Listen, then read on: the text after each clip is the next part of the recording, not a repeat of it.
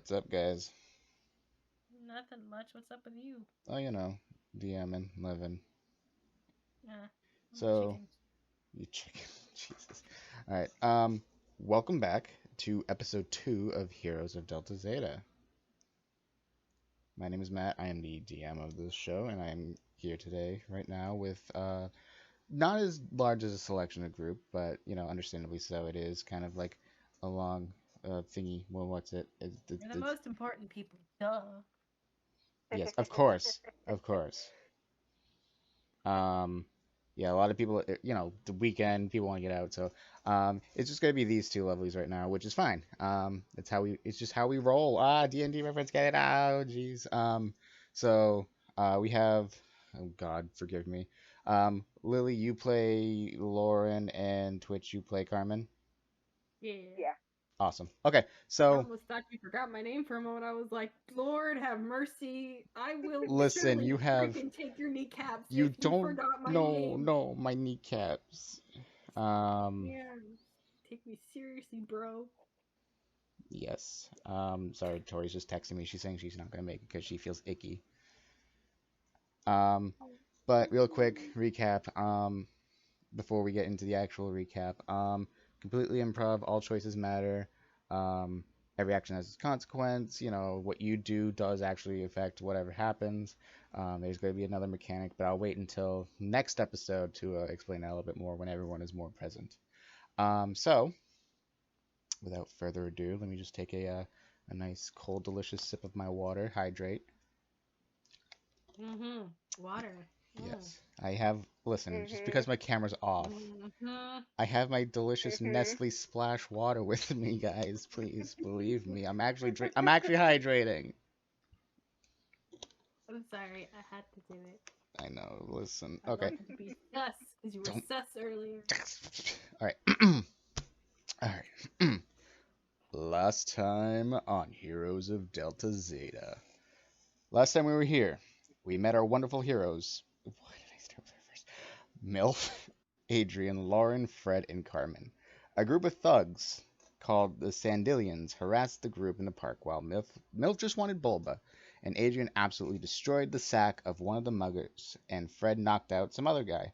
Um, they met the clan leader who threatened the majority of the group to leave the park when they're and where they basically almost complied if it wasn't help for a mysterious ally named Jordan Johnson who intervened and basically, with the power of intimidation, scared the thugs away. Yeah, with the sheer power of intimidation, my words. Um, Milf returns to ask what's up. Basically, they catch up on what happened, and while they're explaining, Jordan hands Adrian a card to the Johnson Antique Emporium and tries to cheer up Lauren with just a gentle smile. The gang goes to get lunch at Arya's Diner, where they get a quick history lesson about the heroes in general, since they're not typically from around Delta Zeta, and just about New Neo City in general, the hero organization as a whole, as well as the hero Shocker, who could potentially have been related to Jordan or the Johnson family. Um, the gang ends up meeting Old Man Johnson, who turns out his real name is Joseph Johnson, and gets a history lesson from his point of view about the heroes who Shocker was and his past with them. After fixing Adrian's headphones that got knocked into the well during the confrontation with the Sandillions, Joseph ends up answering some rather personal questions about his past his past. Um, and then they end up leaving the shop afterwards, just to witness a green mushroom cloud overhead the city. When Joseph sees this, gets nervous and sends him through a safe security tunnel to the safety of the campus, with the last words being "Go." Um, After a bizarre night of sleep, the crew wakes up with mysterious powers. MILF can basically have the power of charisma up to 1 billion, essentially, but we don't know that yet. All we know is that she has a complete screaming headache. Um, blah, blah, blah, blah, blah, blah. Adrian can manipulate water as well as lightning. Carmen can manipulate fire. Lauren can manipulate matter, and Fred can just be stretchy, essentially like Gumby. The group agrees to meet at a different place than last time, except for Lauren, who basically has a mental breakdown um, due to her past and with her abilities involving her brother and father, who are no longer with them. Um, After receiving a personal heirloom the night before from Joseph, which belonged to their father and brother, which happened to be a obsidian meteorite, which happens to be an obsidian meteorite, excuse me, um, which turned essentially into the consistency of Plato, attached to Lauren in the form of bracers and can communicate with her via telepathy. Um, After showing off some of their powers, Milf, again with a massive migraine, ends up leaving in like absolute anger. Um, while all of a sudden Jordan shows up, interrupts the powwow, sees that the group has obtained these abilities, um, and without saying a single word, leaves and just turns back to the group and says, "Follow me." Now, doing things a little bit differently since we are so short-staffed, and that's where we actually did leave off last time. I want to I want to try to do something a little different because I'm going to do a time skip. And for those of you either at home or playing right now that don't know, I typically I'm not a fan of time skips. They tend to be jarring. All of a sudden you're like, oh shit, why are we here now? Um, but you know, with just again, we just have to roll with it and just go from there. So basically, it's going to be a week out. And from the standpoint that where we are right now, um, Adrian has gone back to his homeland um, to go receive an heirloom, and essentially this the history of um, Adrian via Mikkel, who actually I asked to do this. And he was very generous about giving me this. Essentially, Adrian wants to learn more about his family, and you know, since his heritage is so deep rooted within tradition, coming from like an island nation, far off from Delta-Zeta, um, he wants to go find a heirloom, which happens to be a sword, and he wants to learn from these traditions. He wants to see if this has some purpose um, going forward. You know, maybe these powers have something to do with his heritage. He doesn't really know, but he wants to go and see if he can't master them and somewhat be worthy of this heirloom. Um, and I'm going to say as well, just for the sake of argument, that Milf and Fred went with him just to, because, uh, cultural exposure. It's like saying one of us were to go to like Spain or Italy or Lacoste or something like that, just to experience the culture. Um, so I can either start with Carmen or I can start with Lauren. I guess what I'll do for that. So whip out your d20s, you guys, and just roll, and that way we can just see who wants to go first. I got a new phone, Matt, so I'm good. You got a new phone. You got a. No. I was gonna say new. Crap! Oh, Lord have mercy. I am not about to start this again. Are I you? got a 14. That's not bad. Mm, I What? got a nat 20 earlier, though. It was for like a monk roll. I Sheesh. almost sent it to you. I was like, why couldn't I have this Sheesh. in the campaign? Dang. What did you get? I got a 14. I got a 14 too. Sheesh. Oh, Okay. If you want to go first, you can. Jesus, I'm not prepared. You're not prepared. I'm not really prepared Okay. either. What I'll say is this location, since everyone is gone, you guys are currently on the college campus, and it Uh-huh. is like the way this specific day is set up is that it's mostly free days. So you can have like one class and then the rest of it's like a free period. So you can do whatever you want, but you have to like stay within the premise of the campus.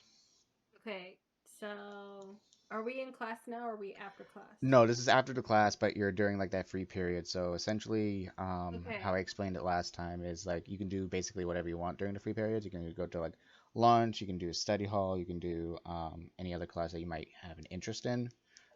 It's totally up to you. So, Lauren, after a very vague talk with her mother, goes under a tree in the courtyard and whips out her book and no.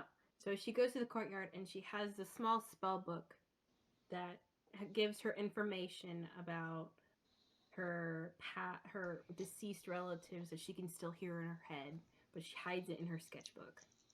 Okay. Um, do you want to roll a history check?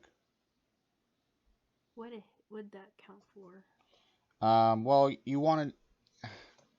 I was Oh, half paying attention because I was writing down spell book for you, for notes. So got it. essentially, with the spell book, is it just to see if you could still hear the relatives in your head still? Yeah, it's kind of like a.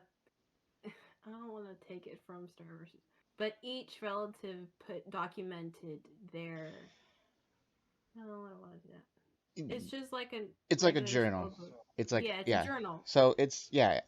Yeah. I heard you mutter Star versus the Force is evil. I also get like very much the vibes of Sly Cooper because in that book that you have, the Thievius Raccoonus, it's actually like skills that you might have learned from the previous Yes, wielders of the book. that's what it So was. yeah, no, I totally understand you.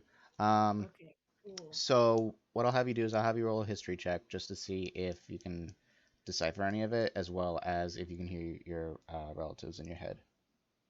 So I got 15. Okay, so you can understand some of the runes that are written within the book.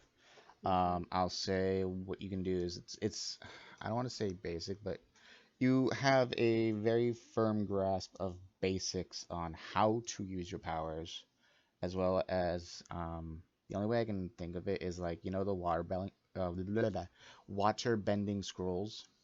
Yeah. Like it has techniques like that, like exercises like that on how you could possibly manipulate matter. Um, but it's basically like what you would do is like and going back to Avatar: The Last Airbender again. But you know that episode where Sokka finishes forging his space sword Yeah. and Toph's like bending the rock. Yeah. It's kind of like that. You're kind of just Oh, those are like very basic exercises. Like you can try to make got it. shapes. You can try to see the most extreme on that end would probably be see if you can't replicate a friend of yours' like face like a sculpture. Got it. Um, Besides that, the only other thing that would probably be very difficult for you to do would be like manipulating um like a very extreme one at that level would probably be to make a rock, like an actual rock, like turn Mm-hmm. into like diamond. Since Okay. all that really is just condensing the rock to Mm, something harder. But that's basically it. As far as your relatives go, obviously the only things that I would say that you would be hearing would be like words of encouragement. Like, got yes, it. that's how you can do it, or no, try, you have to do like a very spiritual, like in a literal sense, spiritual Uncle Iroh. It's a very Avatar Got it. based episode today. I'm sorry. No, it's fine. Actually, I like that because it helps. It helps, Yes. believe it or not. Good, good. Okay.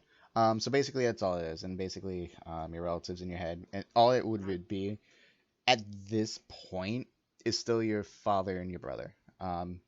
You do kind of hear it.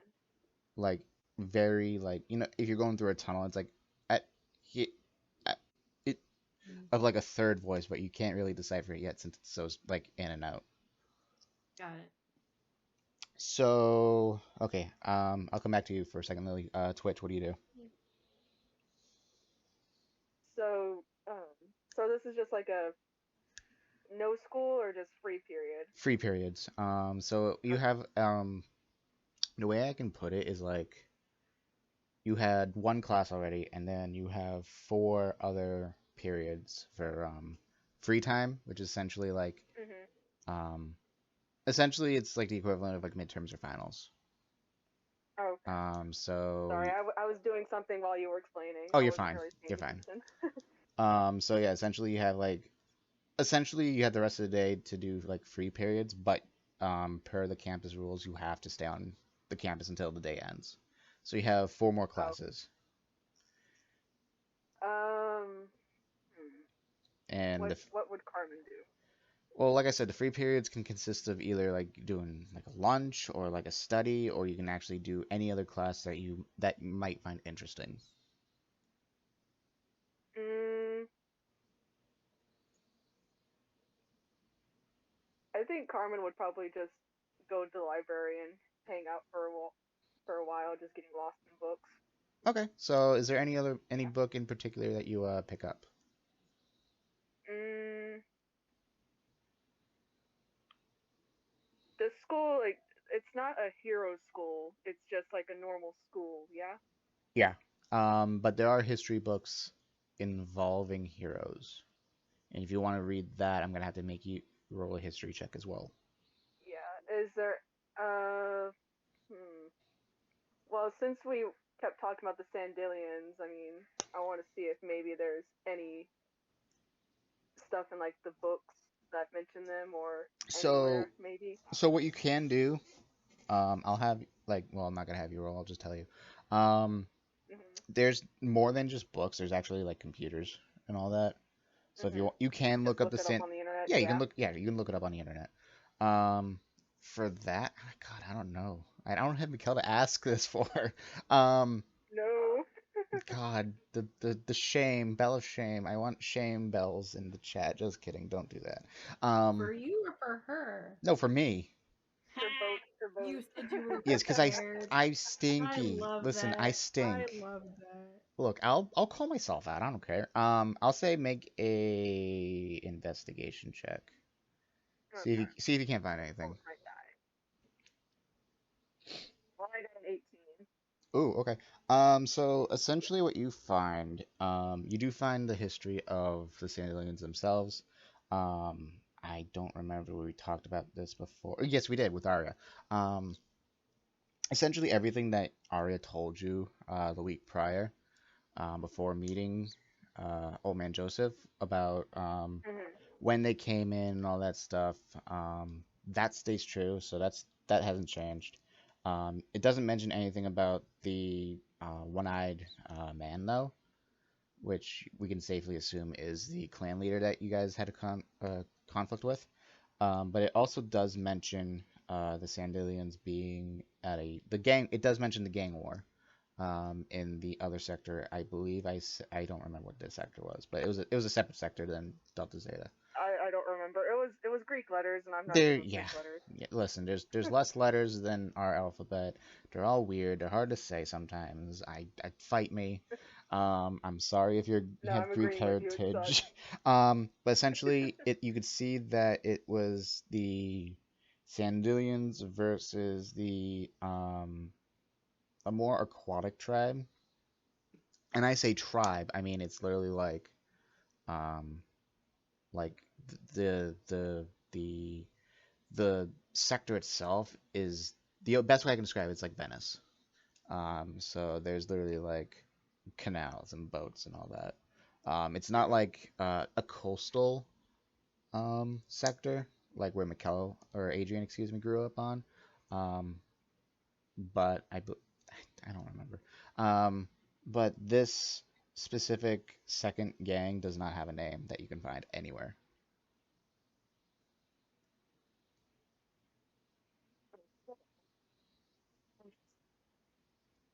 So, um, Got off Twitch. I didn't hear what you said. yeah, you kind of cut in and out there, my I friend. said interesting. Oh, okay, there Oh, you go. Very interesting. Yeah. Yeah, but Sorry. I think it's my earbud. well, I hate when my ear dies, don't you? Mhm. So another thing that you do see is you do see a picture of essentially what would be the two gang leaders. One of them happens to look like the guy that you guys did have a conflict with that week, how without the scar over the eye. The other one looks like the way best way I can describe it. This man has a very pointed chin, um, very bushy eyebrows, like bushy eyebrows. Um, looks like he can grow like birds' nests within them bush. Very long hair down to his pecs. Only wearing like a chain. It looks like a golden chain, but it has a shark tooth on it. And he has like a very haphazardly made prosthetic hand on his right hand. Um, the best way I can describe it is it has like the palm shape and then like very spindly like fingers, but the joints are still like balls. So it's like that. But like I said, they still don't show any names. No names. No names. Hmm. No caps. Interesting. Very All right, anything else you want to look for in the library before I cut back to Lily? interesting. No, you can.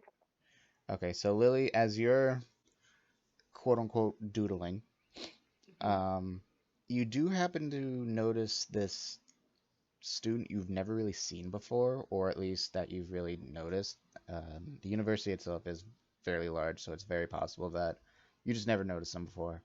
Um, but he's about, I don't know, 5'6". Very pale skin, very ginger. The epitome, the stereotypical epitome of a nerd. Um, and he's just kind of like looking around and he's kind of like dodging through the crowds. He looks like he's in a hurry, but he's not really in a hurry. He's like trying to like go somebody important, essentially, from the looks of it. Mm, I don't know what that was.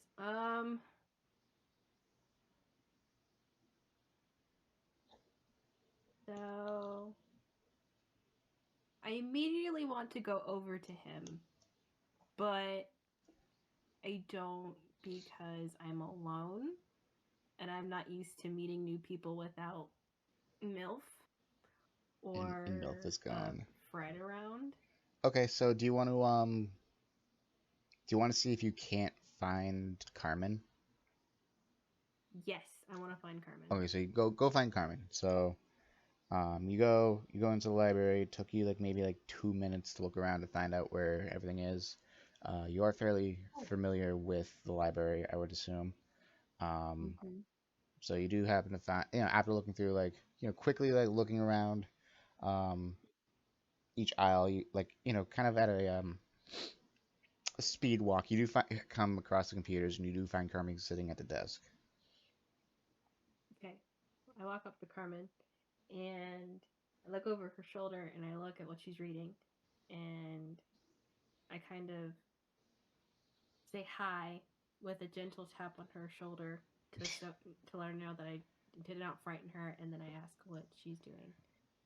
Okay. Twitch. Even though you tap slightly, Carmen still jumps. Aw, poor Carmen. she's still she's still like, I what mean, is I happening? understand that's what Lauren would have done too.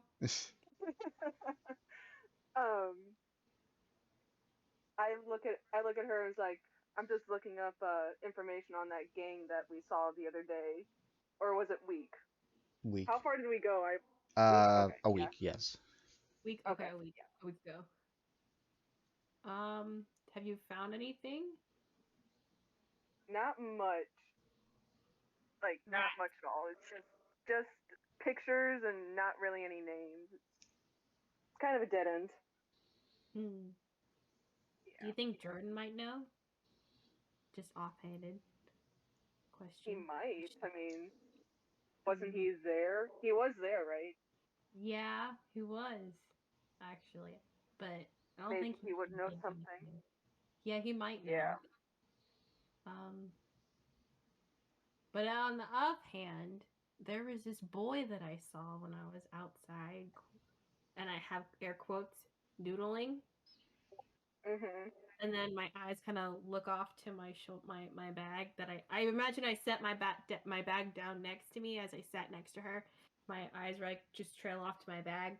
Yeah. I'm also Trying gonna to think. say too, and I'll mention this to the others as well whenever we all get back together. But since we did jump ahead a week, it's going to be a very safe assumption that all of you, including Lauren, who wasn't there at the time, you all know about each other's powers. So Yeah. Okay. I know you're playing Corey, but I just wanted to make that put point out there as well. Got All right, so continue. Okay. She her eyes trail off to her bag where her journal is that she found that she was given, and then she looks back to Carmen and she said, "I found this. I saw this random kid. He looked pretty. He was. He's like taller than me, but not as tall as MILF. That's exactly what she would say. Not as tall as MILF, and he had red hair, and he looked like he was off to go somewhere important. And I wanted to talk to him, but I didn't want to talk to him alone. Do you know which way he went? We Uh, could talk to him together. I don't remember which way he went. Make a history check again. So, all right. I keep making you guys do history checks. History checks are also good for remembering things as well. So, make that roll, Lily. A 10. Okay, so you kind of remember, but since you're kind of like that sheer panic of oh god, I gotta find Carmen, you basically just point in a direction, which is the correct direction. You just Okay. point in a direction. You're like, yeah, that's I don't know. That way? I think he went that way. I'm not What? Are you laughing at my sounds of describing? just laughing. She's laughing at the sounds of describing. That's what I do all the time. Sometimes you're like, I, I don't know, man. I don't know. I make sounds all the time. I don't know what you're talking about. I think it's normal. Hmm. I think you're abnormal if you don't make sounds. Okay. So, do we go off to the direction? Yes. Yes, If you guys, I will walk with okay, you. so you I both, will walk with you. so you both Yay! go off in that direction, in pursuit. But there are, since it is the that finals week type vibe, um, it is kind of crowded, within the halls and within like all the open areas. I'll have both of you roll for investigation.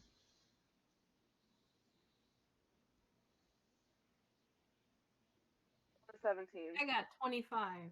Sheesh. Okay, well, Carmen with, or not Carmen, excuse me. Carmen, you would have made it anyways.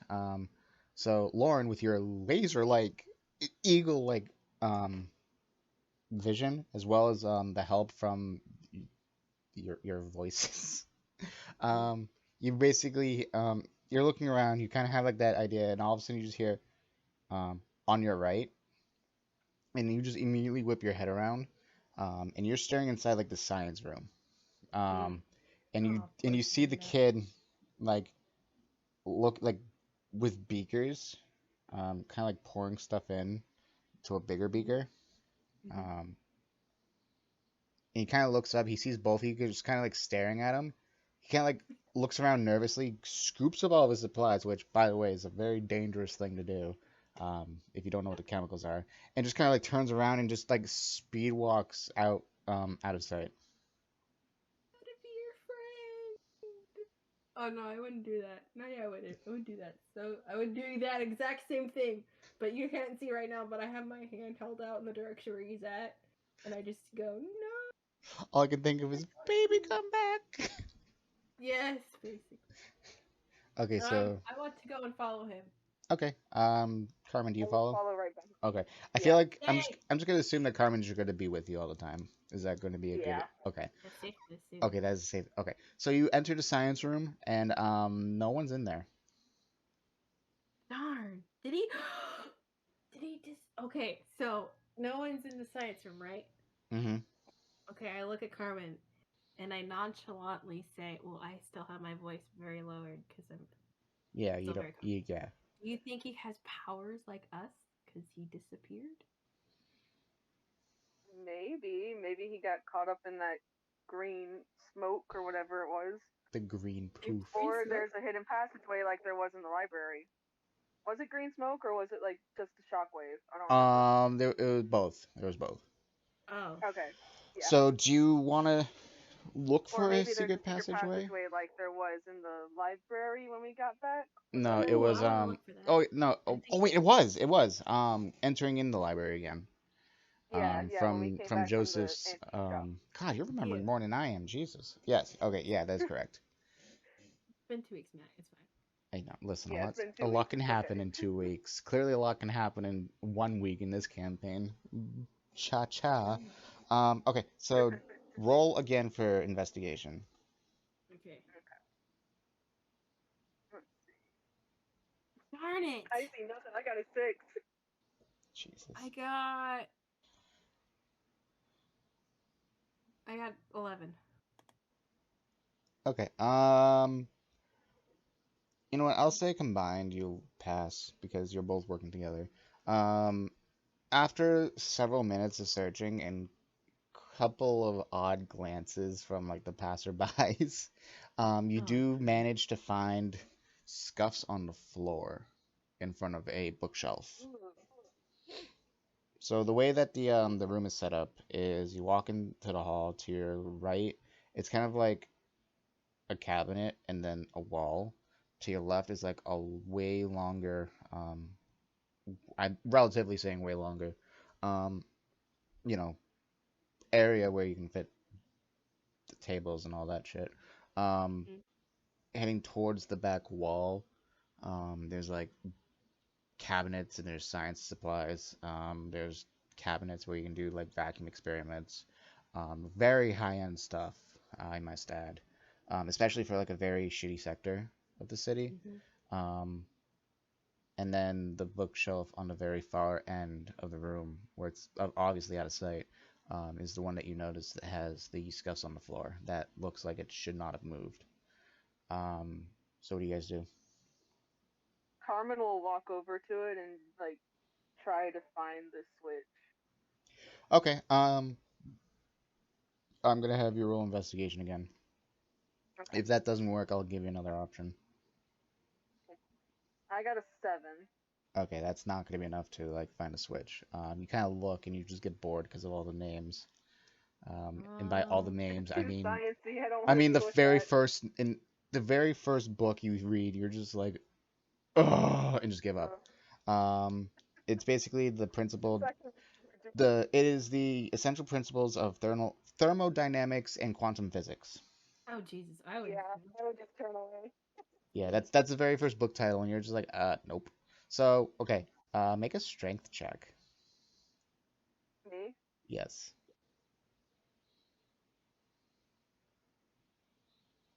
I got a 19. You basically grab the top of the cabinet and you go, yeet, and just tear that bitch down and reveal a hole in the wall. I'm gonna get in trouble, but I mean, there's a hole in the wall. Well then, I thought MILF was the strong one out of the two. Well, no, Adrian was the strong one Adrian out of was the the. strongest one. I Yeah. think MILF was second, and Carmen was third. I no, I take that back. If you include Jordan, Jordan is the strongest. Well, I would I say wasn't gonna include Jordan because okay, she doesn't know that he's really strong. well, I'll Really say that strong. now. Jordan is extremely strong. Um, Strength is a you could have just gotten that vibe just from his look. Um, That's true, but I didn't want to like bring him up constantly. I wanted no, to bring up like you have a thing for him. I'm teasing you. Okay, so do you go down the hole?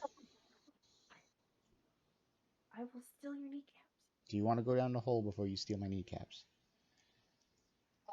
Can Is I it do it after I steal stressful? your kneecaps?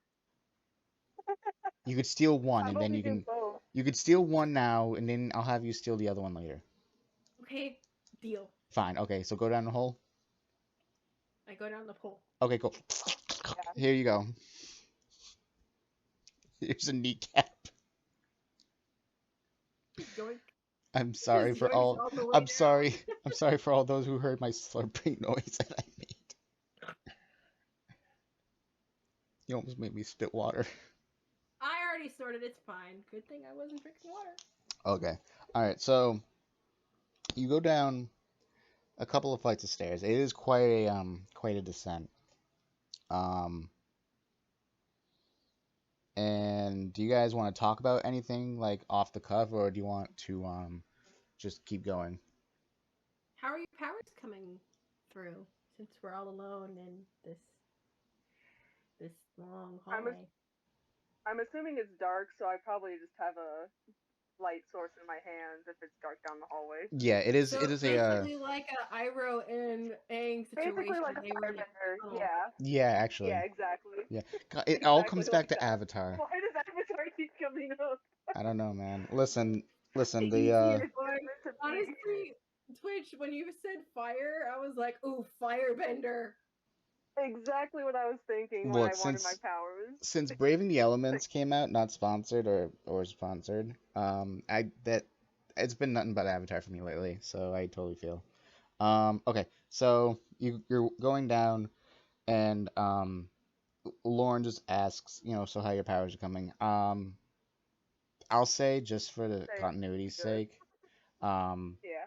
so Carmen's is pretty good, but then has like a flashback to that day, um, where you're now we're in flashback mode, so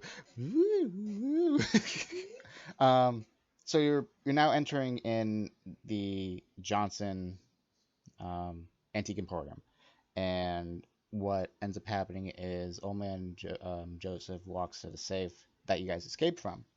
Um, no, I take that back. It's Jordan. Jordan walks to the safe that you guys left through the security way earlier. Um, and what he ends up doing is he kind of takes the combination and just pushes up. Um, the whole room kind of just shakes for a second and then just starts lowering down. So it's essentially he pushed a secret button that turns it into an elevator. It's the Bat Cave. Yeah. So as it I gets to missed a the Bat Cave. Not fair. as it gets You to missed the like Bat Cave. as it gets to like a specific point, the floor kind of closes off above you guys just to you know the illusion. So it lowers down and it gets like to this bright white hallway. So and Jordan starts walking, and all of a sudden you just hear him go, "Hey, GG, these kids are looking for you." When in reality that's not true. Then you see um, Carmen, just Joseph, just standing there, one hand on his shoulder and the other arm dangling. He's wearing just a tank top, but you can clearly see now the prosthetic arm that he was talking about that the day before. Um, Mhm. he turns around and he kind of gives like a shocked look, and he goes, "Well, son of a bitch." Um, Walks over and he goes, "I expect you kids to be caught up in this mess." He kind of looks around and he goes, "Welcome to the Hero Academy." Oh, it's. Um, I missed the Hero Academy. I knew it. well, don't worry, Lily. You get caught up on this and you are joined because Joseph does look around and he goes, "You're too short, like two people short, not like height wise." Mm. Um, but he goes, "You're too short. Where are the others?" One ran off with a migraine and got annoyed with us, and the other one hasn't answered anyone all day. Shit. He turns back to Jordan and he goes, "I wouldn't worry about it." Um, Wow. Okay. he kind I of see how it is. Joseph kind of gives him a look, and the way that Jordan looks, it's sincere, and he basically sighs because the rest of you are probably confused and goes, "I don't know if any of you noticed, but none of you gave off malicious intent, so that way I'm not afraid of you guys either losing control, or if there's any way that you could be having any villainous actions." Um, the friend Lauren does have a very significant power that is actually quite frightening, in my opinion. However, the way that she comes across, like personality wise, she has no evil intent. The other one, the giant, I can't get a read on her. However, the way that she, from what I've heard, and the way she acts, I don't think she has any like destructive powers. So I think she's fine for now. However, if we getting word that her migraine's getting worse, then we need to send a hero off to find her quick. And I'm gonna assume that all of you are just like, ah, what? So yeah, so that's a lot, especially for someone that looks like he's just a ruffian and just completely calm, cool, collective, and knowledgeable. Is this Jordan or Joseph? That was Jordan. Oh Jesus. Okay. So you're just like, Melvin. huh? Completely just 180. Yeah, that was just a total 180. So he goes, so Jordan basically points his thumb towards behind him. He goes, I gotta go. He says, he turns around and goes, show him the ropes. He stops. He goes, he turns back around and goes, even though this old man doesn't have powers, you make sure you treat him with respect. And he turns back around and leaves. Um, Joseph just sighs and just goes, you gotta be freaking kidding me. So, Based on how he knows of my character's powers. you'll see. You still don't. No. Thanks. So, so Joseph kind of goes, well, I don't know who put him in charge, but I guess I'm gonna show you around. So he starts showing you guys around, and there's like multiple rooms full of like essentially like workout equipment on steroids. It handles Okay. way more. Obviously, handles like lowest weights, like 20 pounds, 30 pounds, all that stuff. But it can go up to like a couple of tons if needed. There's obviously treadmills. There's like actual like conditioning equipment, and then there's like a couple of rooms as you keep walking down, like open areas, and the walls look like they're designed to be resistant to like severe damage. The glass looks like it's severe damage, and actually, as you're walking by, all of a sudden you hear is a like a boom and like glass shattering, and obviously that kind of makes you go like jump. Um, and all you can see is like a good size hole in the glass, like I'd say maybe about an inch in diameter, and the glass just spider webs, but it's not broken. Um, as you look inside, you actually see um, two other people, like not heroes, but like people about your age, kind of like just sparring. And then as you get to the end of the hallway, Joseph kind of just turns around and goes, and behind me is the cafeteria. And then he goes, do any of you have any questions about what you've seen or like what essentially you're doing here or like, Yeah, what was that giant explosion? oh, the blast from yesterday? Yeah. He sighs and he kind of like rubs his mechanical shoulder as if it's a muscle and goes, if I recall, I did talk about patient zero like under my breath, correct? Like loud enough. Yeah. He sighs and goes, I was one of the researchers on patient zero. Essentially, what the research was for originally was to give hope to heroes. So, what I mean by that is to potentially give humans that are born without powers the ability to have powers. And it's not like random. So it'd be like, essentially, he kind of sighs and goes, as bad as this sounds, it's like ordering a burger at a restaurant and then you come back out with like an extra arm, essentially. You order that arm and then bam, it's there. You have that power.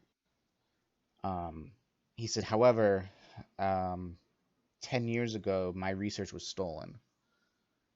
And no matter how hard any of the heroes, or myself included, tried, we could never find who did it until, and he kind of just goes silent, and then he just kind of tightens his hand on his mechanical arm. He goes, well, you know that story. And he sighs and goes, "That put Oh, me in an early retirement." I just remembered the story. Yeah, so the story essentially, for just to remember, is the story about how him and Shocker are just bickering all the time, and how he actually got his mechanical arm. Um, so he goes, the trail went cold after that, and I was forced into an early retirement. However, I never really truly retired. I always kept my eyes on, um, like the research side of it, and to see if anyone actually found the research. And he says, and that was all well and good until, well, my son got married and had a child. Jordan. And the thing that bothers me was, and he kind of pauses and kind of trails off. And he goes, my grandson was born with powers. Oh snap! And that terrified me. You can see him kind of like, he picks something up and he's fiddling with it. And he goes, no one in the Johnson bloodline has powers. I don't know about the mother's side. The mother died when, um, a couple years after Jordan was born, and no one really wants to talk to any of us on the Johnson side. And he sighs and he goes, Jordan's all that I have left. And then he kind of pauses again and goes, my son died with his mother in a horrible accident involving a villain. And he kind of sighs and he just shakes his head and he goes, that's not my story to tell.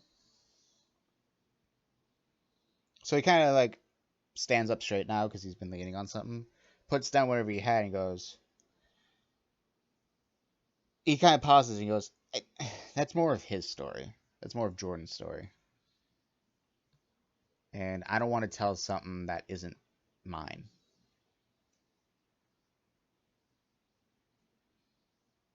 As you said that, like what I had in thought for my character's backstory just came to my mind. Oh, As he Jesus. says that, Carmen just kind of tenses really, really hard because something like that happened to her sister. So, Died from a villain. oh, Andrew's Jesus. bad stories are so snad, man. I know. They are. So, Joseph clearly sees you react. He kind of gives you like a look, but not like a suspect, like a not a sus look, but like just kind of like a like intrigued.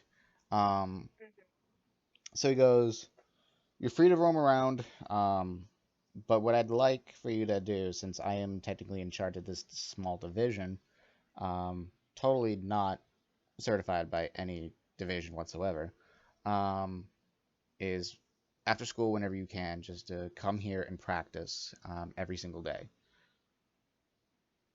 for however long you want. You could start today if you want. We have He points to his right to like a small room, like a door. He goes, "We have changing rooms over here, men and girls, um, men and women, I should say. Not, I don't know why I said that. Whatever. He goes, changing rooms. You can put on practice studs. You can try out your powers, do whatever you want. Um, just don't kill each other, please." Um, he goes, besides that, you're free to do whatever you want. I have, sadly, a shop to run as well. If you need me, he tosses like this device, like real quick, um, which I'll say Adrian caught at the time. It looks like a hollow disc, like you can just like in Star Wars, where it'll just like pop up and just start talking. Um, he tosses that and he goes, "Call me." And now we fade back to now time. Interesting. Yeah, I wanted to sneak that in there. I was low key like, oh, I should probably wait until like everyone's here, but at the same time, I'm like, nah, because Man, That'd be it's because fine. fine. Yeah, it'll be fine. yeah, I mean, if they're watching it, which they're probably not, but like if or I can have them watch it, either like during whatever, like when I post it, or or when I post the recaps tonight.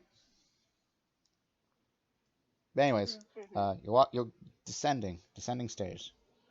Um, So I does Carmen like she goes like she trails off, right? Like she looks like she's having a flashback. So I noticed, right? uh-huh. So I notice it and I kind of tap her shoulder, her arm again. I'm like, Carmen, are you okay? Are you Do you want there? to talk about it?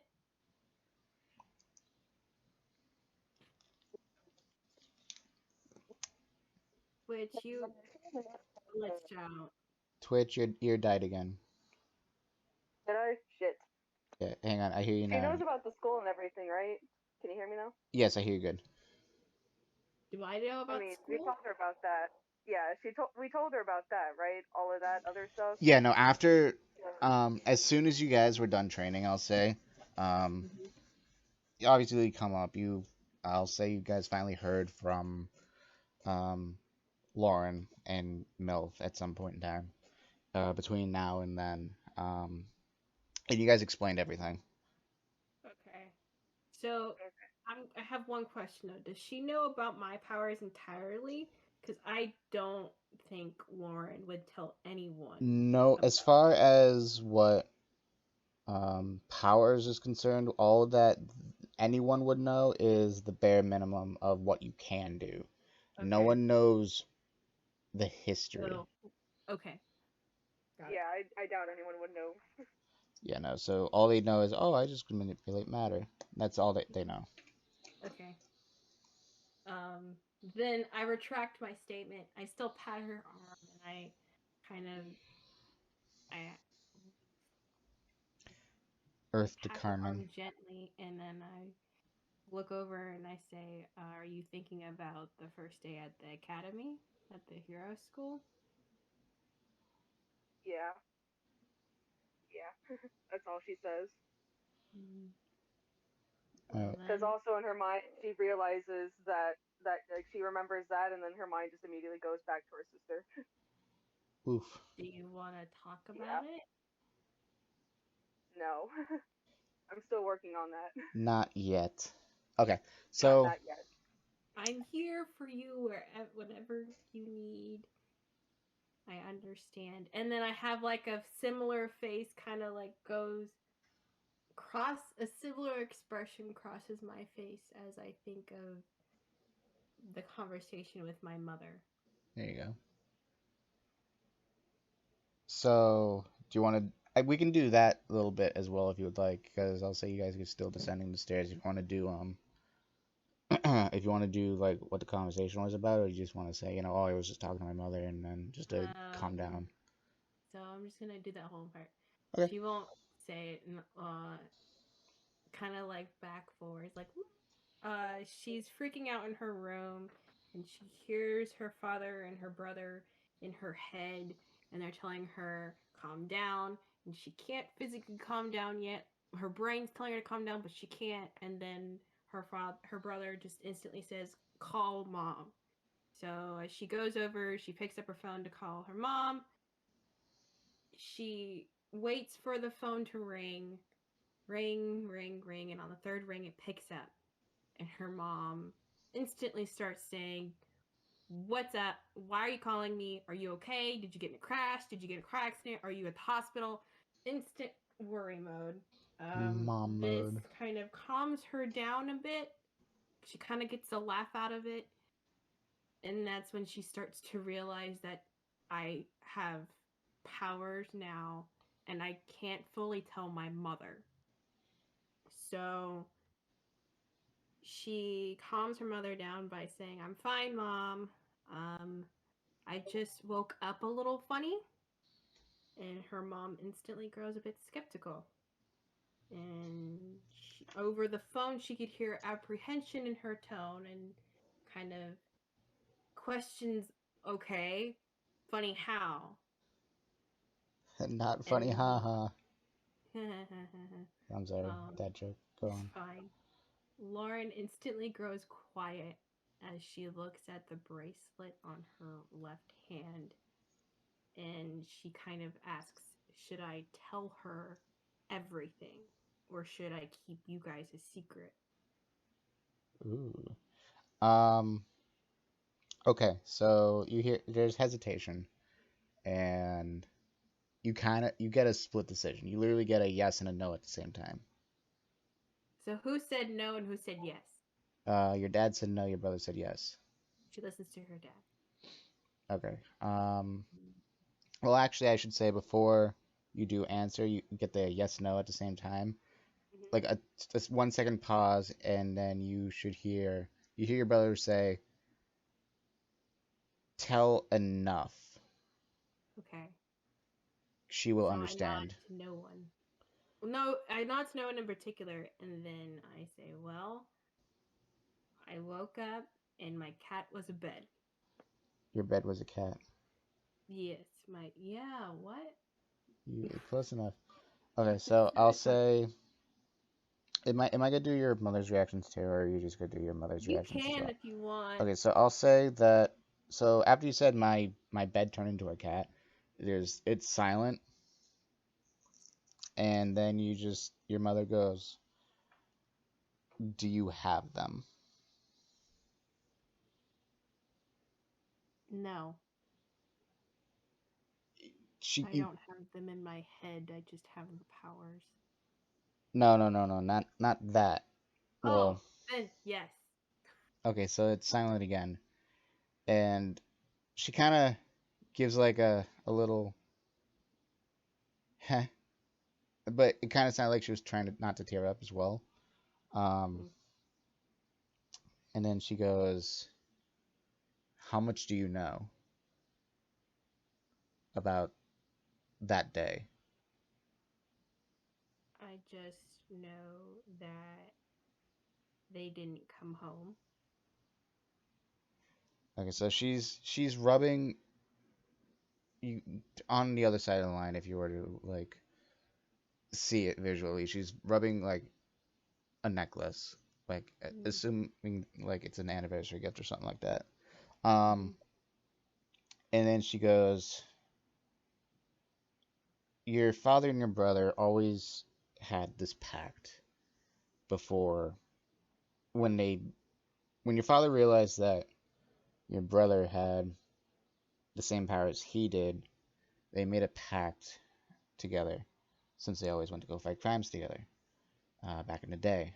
Um, that if they ever got to a point where they ever fought something that they could not win, it would be to pass the knowledge on to someone else in our generation of family if they were to survive. That was their vow of their powers.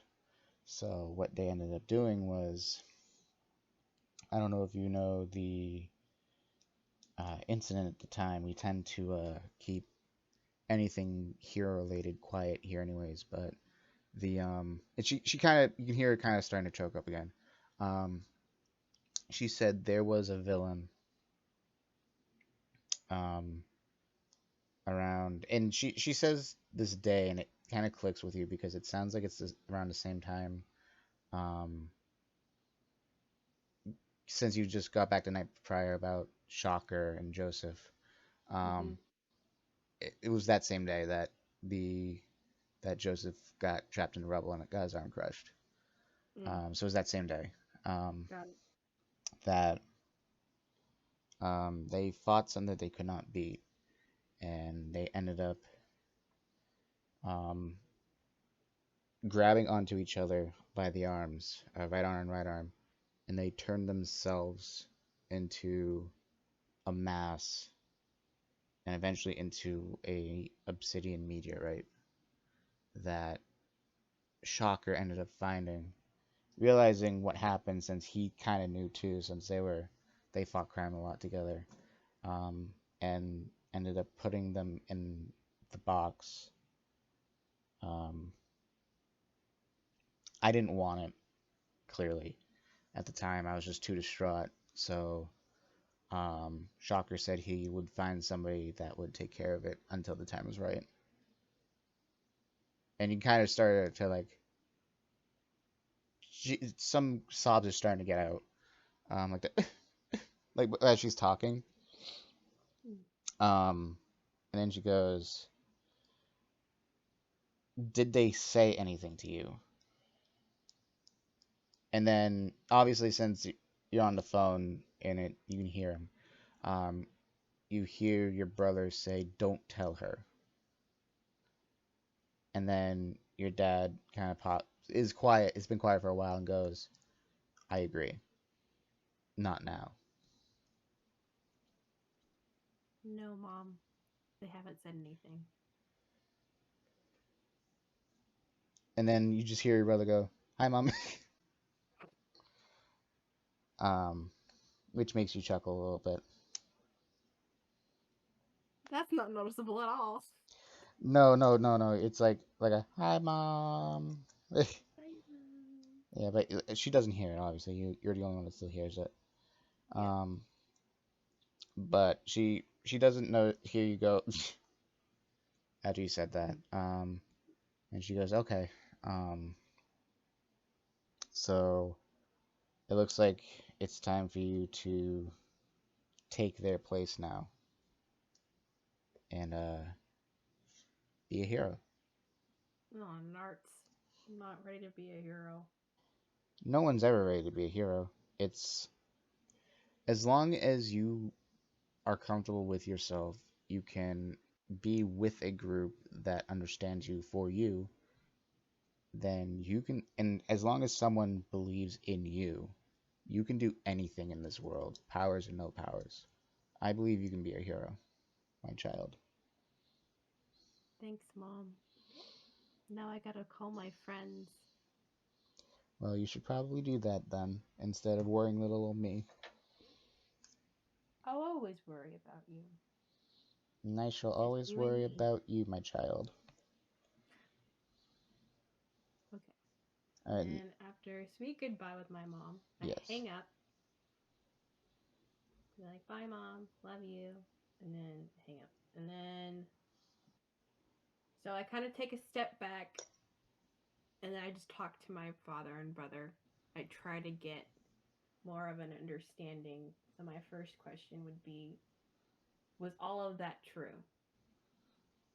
your father just immediately goes yes.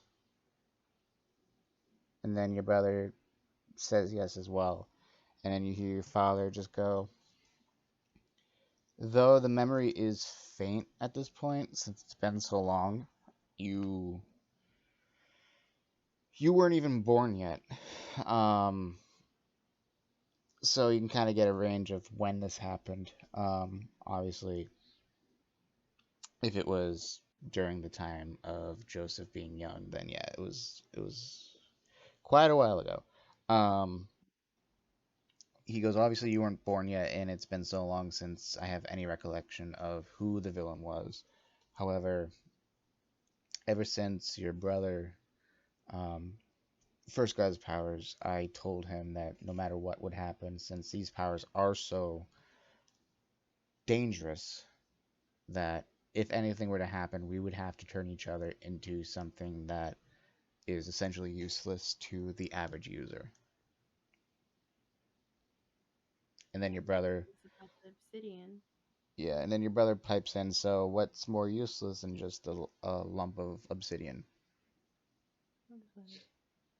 Um, so essentially at this point now, since you're sharing a similar consciousness, I'll say, you do get Mm-hmm. a flashback of, though very blurry and hazy, the events of that occurred. It's like blips. So like you get one blip that's like rubble falling down around you, and you're like falling. From your brother's POV, you get another blip of your father. From your father's POV, looking at your brother, and you can see your brother kind of like smiling up at you, and you can feel a tear rolling down your face as you both shrink and like morph into like originally from a human form now into like a terracotta form until like your hands just shrivel up and then essentially you just turn into and then everything just goes black. Um, You can't see my face, but it's just so sad. and then it just you kind of phase back into like your existence. And then you're just like sweating at this point. You're like you're not afraid, but you kind of get like a little bit more of an understanding of your like of your father and your brother. Mm-hmm. Um, and that's all I'll say that they managed to say to you. Okay. So after the brief conversation and all of that, I literally just fall onto my bed and look at the ceiling and say, I want to go back to bed. Okay, so you just fall back asleep. Yep. Okay, so I'll say you fall back asleep and then you're back into the present now. I'll say Yeah. also at this point in time that you guys are at the bottom of the stairs. Um, to your left and to your right are hallways. They're both lit evenly with like this greenish torch. Um, you don't really hear anything in particular. You just hear like water dripping, like off of a pipe. Um, but essentially, it's what do you guys want to do? Mm, I look over to Lauren, left or right? right. Right? Okay. All right, so you guys go right. Yep. Okay, so you're Yep. walking, you're walking, you're walking, and all of a sudden, you're about maybe 60 feet out from the stairwell. Um, you see, um, you hear some commotion. You kind of hear mumbling, and all of a sudden, you just hear like glass shattering, and then like doo, doo, doo, doo, doo, like running away. Um, but you also hear like groans of agony. Um, I look at Carmen a bit afraid. Um, and Same. then and then I instantly want to make a. Is this gonna be a Hulk situation with Bruce Banner? Try to lighten up the mood because the guy I was a hope nerd. not. Yeah. Do you want Hey, do you Hope do you not. want to people know how to calm down the Hulk. I got you covered. do you want to do you want to go and check it out? What? Do you want to go check it Yeah. out? Okay, so while you guys are walking, I'll have you roll initiative Oh Okay. shit. I just to get gotta just. get. Can I just say that I am also walking in front, like kind of shielding her? Yeah, that's fine. You be the big Okay. big dog. Yay, thanks.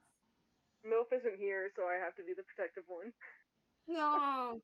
Love how everyone decides to protect my character. 16. She's so small.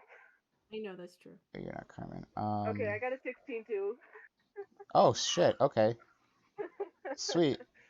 All right. So I'll stay with this case because I have been watching, trying to catch up on more. Just roll with it. Don't not sponsor it again.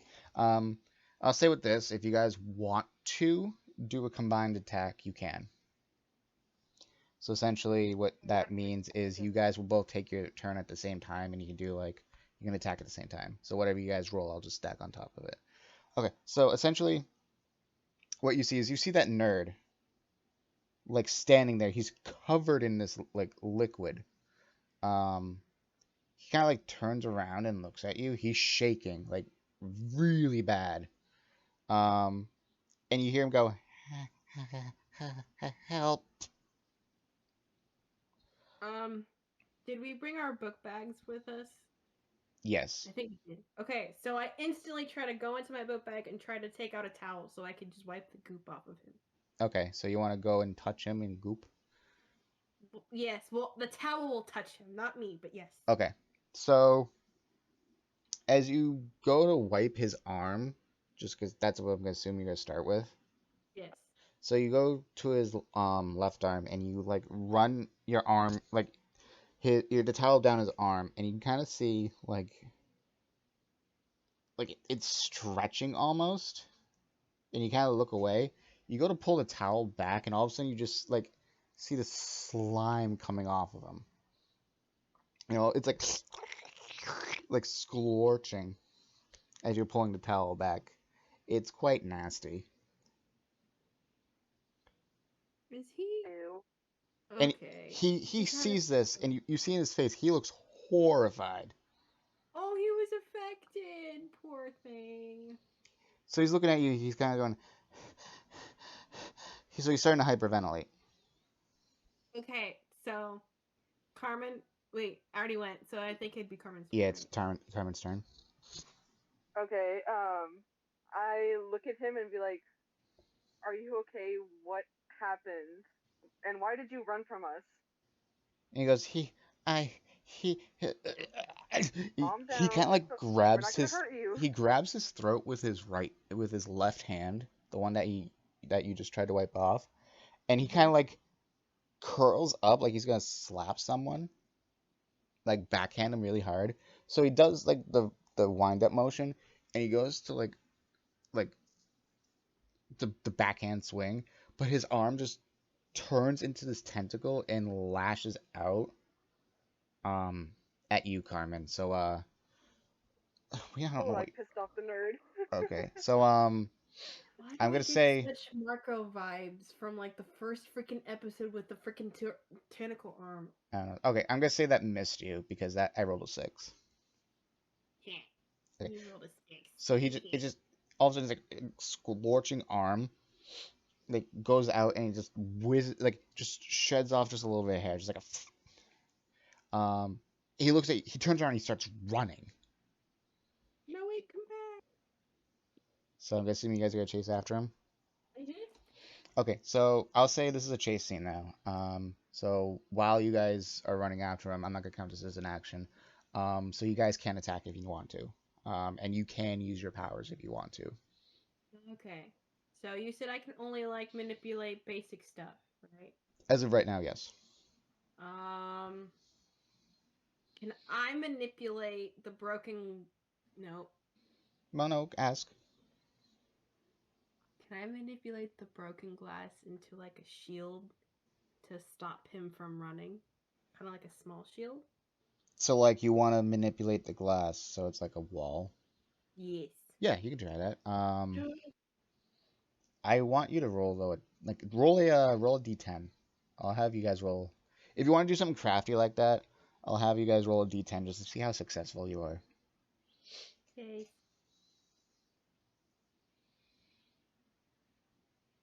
I got a 0. Is that a 10? Uh, I think so.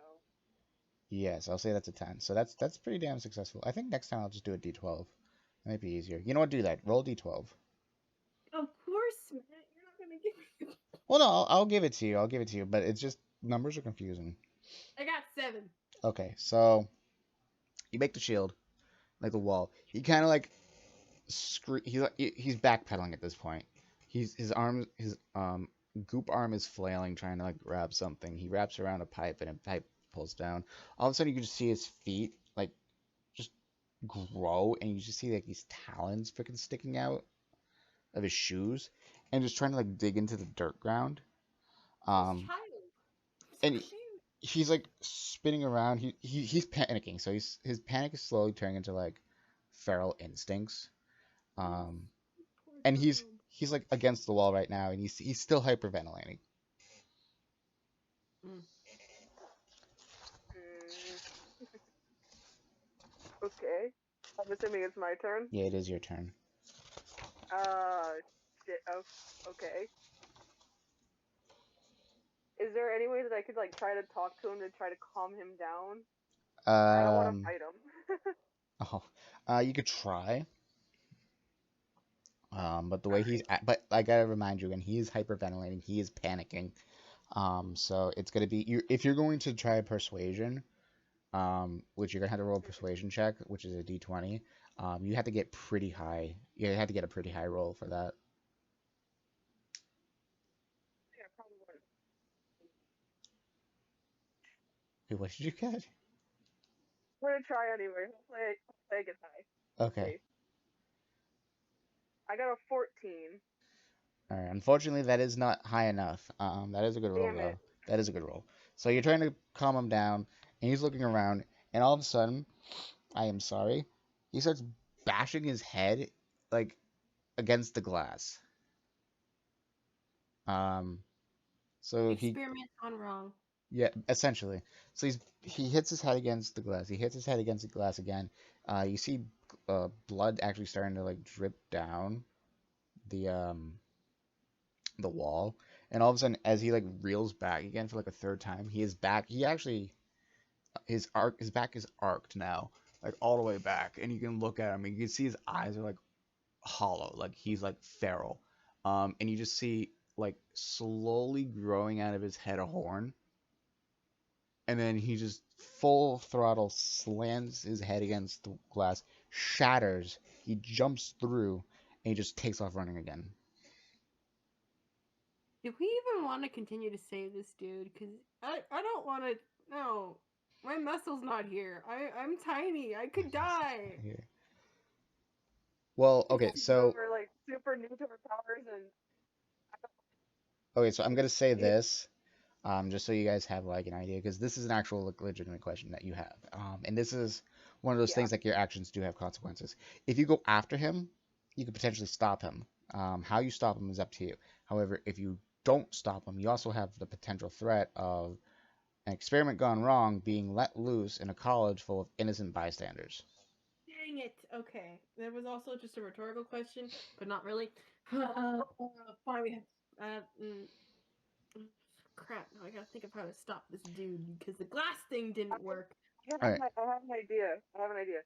Yes. Did we all get one of those communicator things, or was it just Adrian?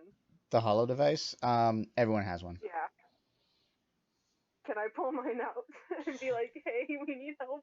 You sure? So you pull out the hollow communicator and you just see old man Joseph kind of like rubbing his temple, like he just kind of like woke up from a nap. And he goes, "Yeah, Um, I don't know if you know about this, but there's a weird, slimy nerd wreaking havoc down in the school. Horn and talons and a long tentacle octopus elbow, right? It's yeah." weird, and it's Um, just me and Lauren. We need help. okay, so at this point, I will say you hear like a blood curdling, like a roar, but like a raptor roar at the same time. It's like it's really unsettling. Um, and Joseph obviously hears this too, and he kind of wakes up more. And he goes, "Oh shit!" He looks around. He's trying to find something. He sits up. He points at Isaac. I'll send Jordan right over. It might take a couple of minutes. We're gonna die, but okay. Okay, so I guess we keep running after him. Do we yeah, want to? so for the next, you have I'll say 5 turns until he gets there. Okay. Okay. Well, my instant reaction is to we run after him obviously, Yeah. but I want to look to see if there's anything else I could use to make him stop Okay, and not. so along the walls there are pipes.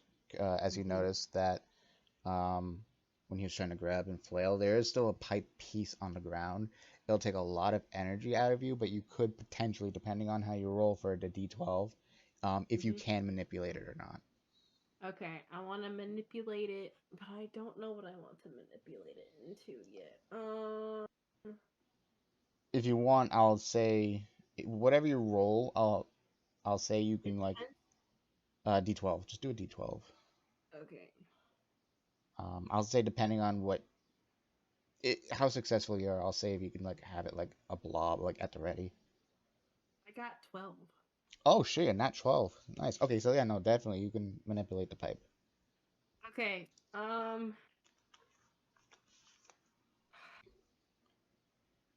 want to manipulate the pipe. I want to make it into rope, and I want to wrap it around his feet so he won't so he has to stop. So he So doesn't you have want to like. lasso him? Yes, I want to lasso this dude. Okay, so basically you pick this pipe and all of a sudden it just morphs into like rope, into a totally different material, and you basically just yeet like with like um no one's gonna understand this, but like how it last episode Dracopolis with the finger thing um from Dion I was which is thinking basically the two you take your 2 fingers and you basically like gesture and you point at the creature. Now I'm calling him creature, and the rope just goes after it. It knows what you want, thanks to your family. oh Turns into a lasso and just wraps around his ankles, yes. and it just goes and it just collapses. Um, did Carmen? Did you go yet? Twitch. But Again? You did. Shit. I No, see. my turn was to call Okay. Jonas, Joseph. Joseph. Okay. Joseph. So then that was your turn. Then you already went. Right. Okay. So at this point, um, the guy looks like his. I am sorry. This is getting really gross. His basically looks like he's trying to escape, but he can't get like a long enough reach from his actual arm, which you can see at this point. Like you can see feathers just pluming out of his like forearm, and like his fingers just fusing together to make like a raptor hand. And he's like clawing at the ground. So what ends up happening is he kind of like takes his goop arm, wraps it around um, a more stable pipe, and he's pulling, and his spine's actually like stretching out at this point. Um, and you can This see poor like, dude. All I wanted to do was say hi. I didn't want all this to happen. I and didn't you can want, see like, your back to stretch up. and he gets to a point where he gets solid enough, and he literally turns his upper body 180 degrees, cuts the rope, but he's still like tangled up. So like he's not being held anymore. So he's like slowly like death crawler his way out. So he's desperately trying to escape. And you can actually see a I actually throw him out, so I keep flipping back and forth. And you can actually see like spikes starting to grow out of his shoulder and like a tail starting to form, which that's gonna take I'm gonna say a few turns. I look at Carmen and I literally just give her the most tired expression I could give someone. And I'm like, well, I'm out of ideas now. You're basically drained. Huh? You're drained at this point. I'm gonna say. Yes, I am. Um, I'm gonna say you're a sit down and you're just like I'm pooped. I'm All right, so Carmen, are you gonna do anything, or are you guys gonna spend the next few turns like just watching this man trying to escape? So is he still trying to get out of the rope He's that's he's attached to him? you can see his feet tries like kicking, just trying to loosen him up, but like he kind of like kicks his feet, drags himself forward as far as he can, and then he'll like try to like claw at it, but he just can't reach still because his spine's now long and he can't shrink himself. So he sees he can't reach. He's gonna give up and just keep crawling. Um, and then his tail is still growing, by the way. Like just slowly, like throughout both your turns and his turns.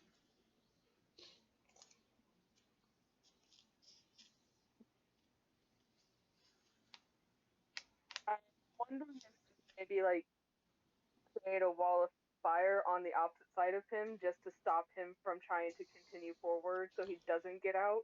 Okay, so roll a d12. Can it be a D12. ring of fire? The ring of fire. Sorry. I got a 12, so I Oh mean I Jesus, can do both a of ring of you. fire if Okay, I wanted so to. so you want to do a ring of fire? Sure, just to kind of keep him in his spot. Okay, so you basically firebend your ass a ring of fire, Oh, and you're okay. just chanting wahoo wahi wahoo. Um, and Twitch is and Lawrence going because you never seen Carmen do this yet. Um, and all of a sudden, it's just a ring of fire just appears, and the thing kind of like recoils, and it's like hissing and like screeching. Um, at this point, because that took a couple of turns just for you to like, try to conjure up, you hear footsteps running down the hall, and you see, and it's Jordan. Jordan shows up and goes, "What's up? What's going on?" He sees it. And he goes, About dang time you got here. he sees the thing. He goes, "Oh." Mm-hmm. There's a creepy ass nerd over there. He sighs. And he goes, "I leave this damn college on my own terms because it's too boring." And this happens. So he just sighs. Don't He blame us. he touches the I was just ground. like, don't blame I us. so hard not to laugh. So he touches the I'm also ground, just tired. and what ends up happening is the creature's like crawling. He just stops. He kind of like slightly collapses, like he's just laying down on the ground, and he's slowly reverting his form. Cat, why did I say cat? I'm sorry. Carmen, you got him tired. Yay! You Not didn't eat. Yay, not we did it. exactly. So What? he said not exactly. So what he Uh, does is he puts his other hand on your shoulder, Lauren, and then the same glow that was on the ground is coming from his other hand, and all of a sudden you just feel like re-energized. oh Jesus! What?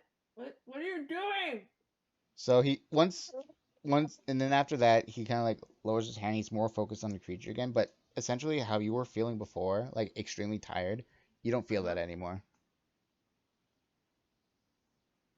So Um, you feel re-energized. I stand up and I look around befuddled. I know what he did, but I also don't know what he did. You could hear your dad's voice saying he's a unique one.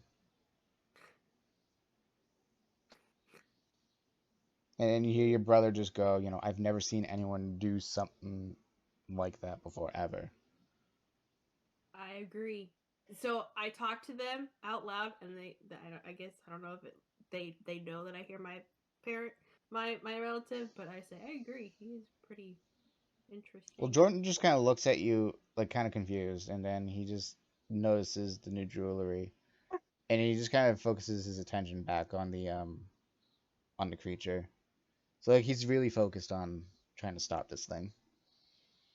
I mean, I would try and help, but the past couple times that I've tried to help, it's not worked. Well, you did enough that you could, based off of circumstances. You're still learning. I mean, I don't expect any of you guys to jump and save an entire sector within a week. So as soon as he says that, he takes his hand off the ground, and all of a sudden, the nerd like he turns back into his normal form. He's just curled up into like a fetal position. He's asleep. Poor thing. He'll be fine. And he kind of like brushes his knees off and goes, "The authorities already been alerted. We're going to take an investigation on what the cause was, what those chemicals were that were spilled all over him, and who exactly wanted this done." So he kind of puts his hands in his pocket and he starts walking back towards the entrance. What about Thank. the nerd? We just leave him there? He looks, he goes, "It's technically considered tampering evidence, and I don't want you kids to be in trouble, so we'll just leave him as is." He goes, Is he the "Actually, same age as us though? Sorry. he is 24, so he is the same age as you Okay. guys. So Okay. he's around the same age range. Ha.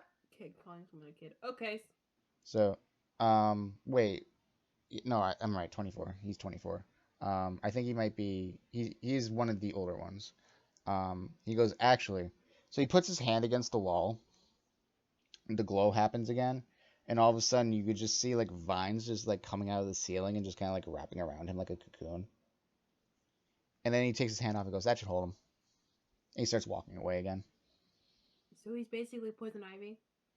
No, Sorry. I just thought that was you can ask him what just happened um Yeah, if like you what like. what just happened? He looks more at like you. talking. So he looks at you and he goes, "Oh right, you never seen me use my powers. It's my fault." Mm. So essentially, he's walking, but he doesn't say anything yet. Um, so he's just silent the entire time until you guys exit the lab. Um, Do we still have our book bags? yeah, Because I'm very you still have attached to your my book. you still have your bags. Um, so essentially, you guys are just following him. By this point in time, the day's over. Everyone's already like leaving the campus. Um, and he's just walking back to a Johnson Emporium. You're just following him because training. Mm. Um, and he hasn't said a single word since. "Oh yeah, you haven't seen my powers yet." So do you want to question him at all, or like, are you gonna wait until you gotta question him once you're back in the Emporium, or what do you gotta do? I look at Carmen and I kind of shrug my shoulders as a, should we ask him or should we not ask him? I just shrugged back as like I have no idea. All right, so Um, I'm gonna be a little courageous right now. okay, I'm gonna. muster up some courage just to speak to him. Roll for 'Cause I'm courage. Just kidding. Don't roll for courage. I was about, I mean, I was about to. Um, and I ask, what are your powers exactly? So he kind of stops. At this point, you're about halfway between the school and the Emporium. You're actually at the park where you first met Jordan, and he kind of looks at you and goes, um, "How familiar are you with life energy?" Not very much. So Absolutely zero. he kind of like nods his head, like, "Okay." He reaches out to um, one of the trees and he just kind of grabs it. And this particular branch is dead, the dead branch. Um, his hand starts to glow, and all of a sudden, it just starts like budding and like flowering. Um, and like leaves start sprouting from it, fruit start sprouting from it. Um, and he kind of like he's looking at you like he kind of like glances over at you guys while he's doing this. Um, he drops his hand and he goes, and that's not all.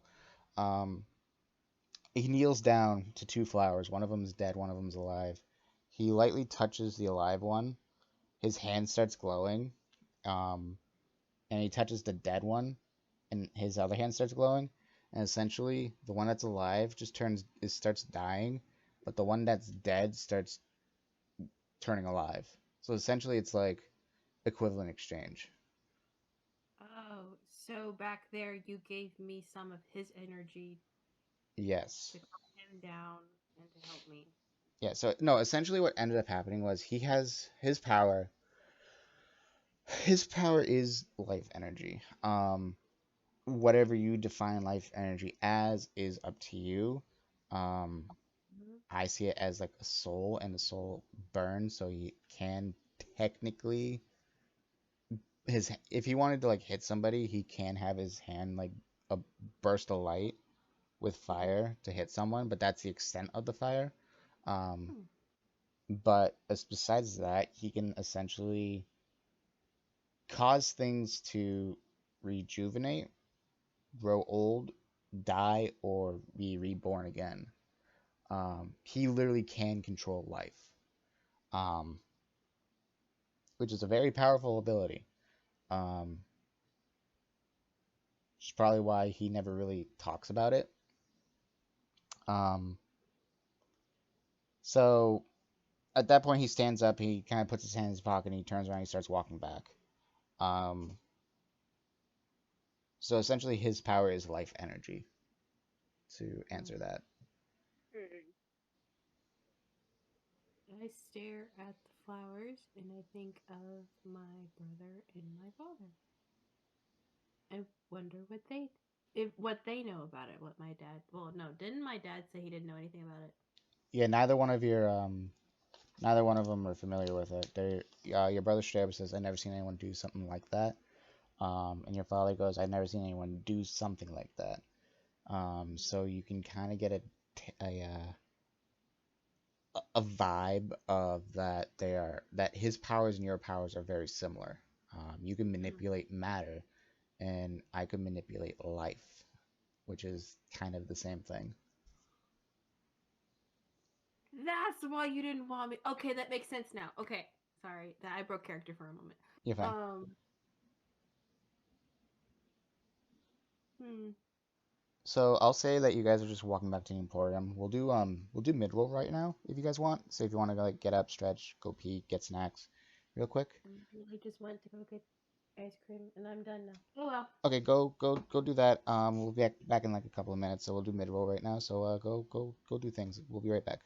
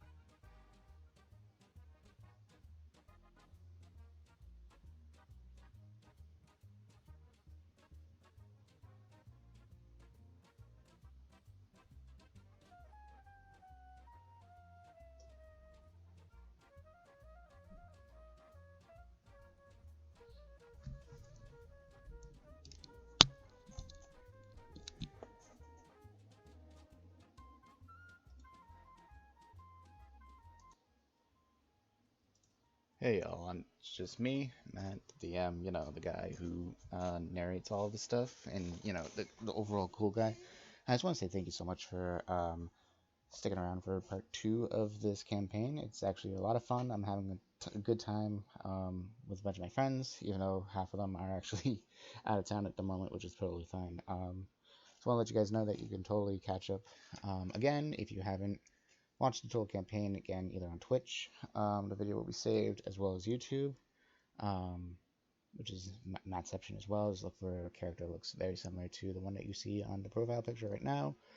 On top of that, we also now have a Twitter for um, the campaign for the overall group called the Die House. So if you guys want to like tweet at us. You guys want to like see some behind the scenes stuff between character sheets, character drawings, some of the cool works in progress that Lily might have created for the wonderful GIF, which is another wonderful example that you're viewing right now. Um, or if you just want to share some cool fan art, like Tori was asking the last time we met, you can guys go to at the Die House, which is at THEDIEHOUSE, and give us a follow. Would be greatly appreciated. Every single bit of support helps us out. Knows that you guys are enjoying yourselves, as well as that you guys are enjoying the campaign. We will be back again for part 3 around July 11th, which would be, obviously the week after the 4th of July for um, yeah. So just yeah, stick around, um, and we shall get back to the stream right about now. Yeah. All right, y'all, we back. Maybe, maybe not. Oops. No, I was back. I just did I'm some. back. Okay, yeah, I was gonna say I saw the mute and I'm like, oh no, I did my mid roll and now I'm back and they're still getting food. I was like, ah. The panic. Okay, so you guys, hang on, let me take a sip of water.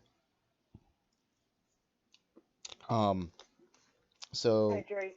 yes, I have hydrated. I have had more water. So as you guys are actually walking back, Jordan has a flashback to when he was a kid. He was about 5 years old, and all you can just hear like adults talking, and Jordan kind of like peeks into a room, and you see two men and two women just talking at a table, um, side by side. Um, Two of them actually look like heroes, um, which it's very hard to tell who they actually are just due to the outline of the silhouette. Um, but you just hear one of the women just say, "You can't be serious about our child." So assuming it's the mother. Um, and you hear a much deeper voice on the other side of the table going, Lorraine, listen, as much as we hate saying this, your son is very gifted. Um, within the wrong, however, with his particular gift, he is a danger to not himself, but like to society if he happens to choose the wrong side. Um, the man next to Lorraine, who is the mother, just kind of slams his fist and he goes, "That's outrageous. My son would never do anything like that." And then um, the female hero kind of goes, "Joshua, you have to calm down." Um, he goes, "Your son is talented. He can be the greatest hero that any of us would ever have seen. But the only thing is, with his powers, it it it could bring chaos. It could bring a catastrophe. It's almost very similar to the incident." And then he kind of cuts him off and goes, um, he goes, "I don't want to hear about that damn incident." Um, he kind of shaken up about it, and the male hero goes, "Listen, it's not your fault." He goes, "We would have never known that those heroes were going to be ambushed." Um, he goes, "It's not your fault. You're one of the greatest detectives that we know. You're hell on a force." Um, he goes, "Everyone makes mistakes. That doesn't mean that you have to take all of the blame for something that you cannot expect." Um, at this point, young Jordan's kind of like cowering behind the door because obviously there's yelling and he's very confused. Um, Joshua happens to look up and goes, I don't have any powers on my side. And last time I checked with Lorraine, the last time that anyone on her family had any like resemblance to a power was her great grandmother, and that had nothing to do with what he has. I think it was like he kind of looks at her and goes, "What was it like?"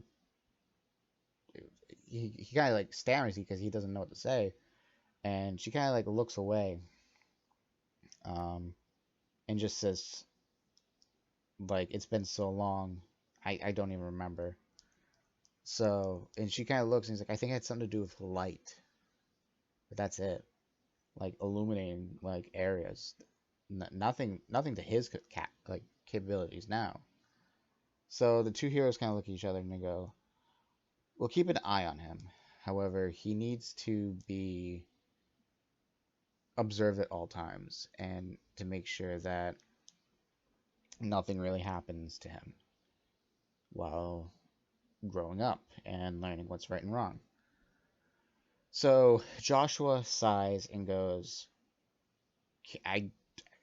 He kind of looks at Lorraine and goes, "I'd have to call Dad because not only is he responsible to a degree, um, I mean, obviously things have been harder since his early retirement. It felt like 6 years ago. However, it, he's shaken at this point.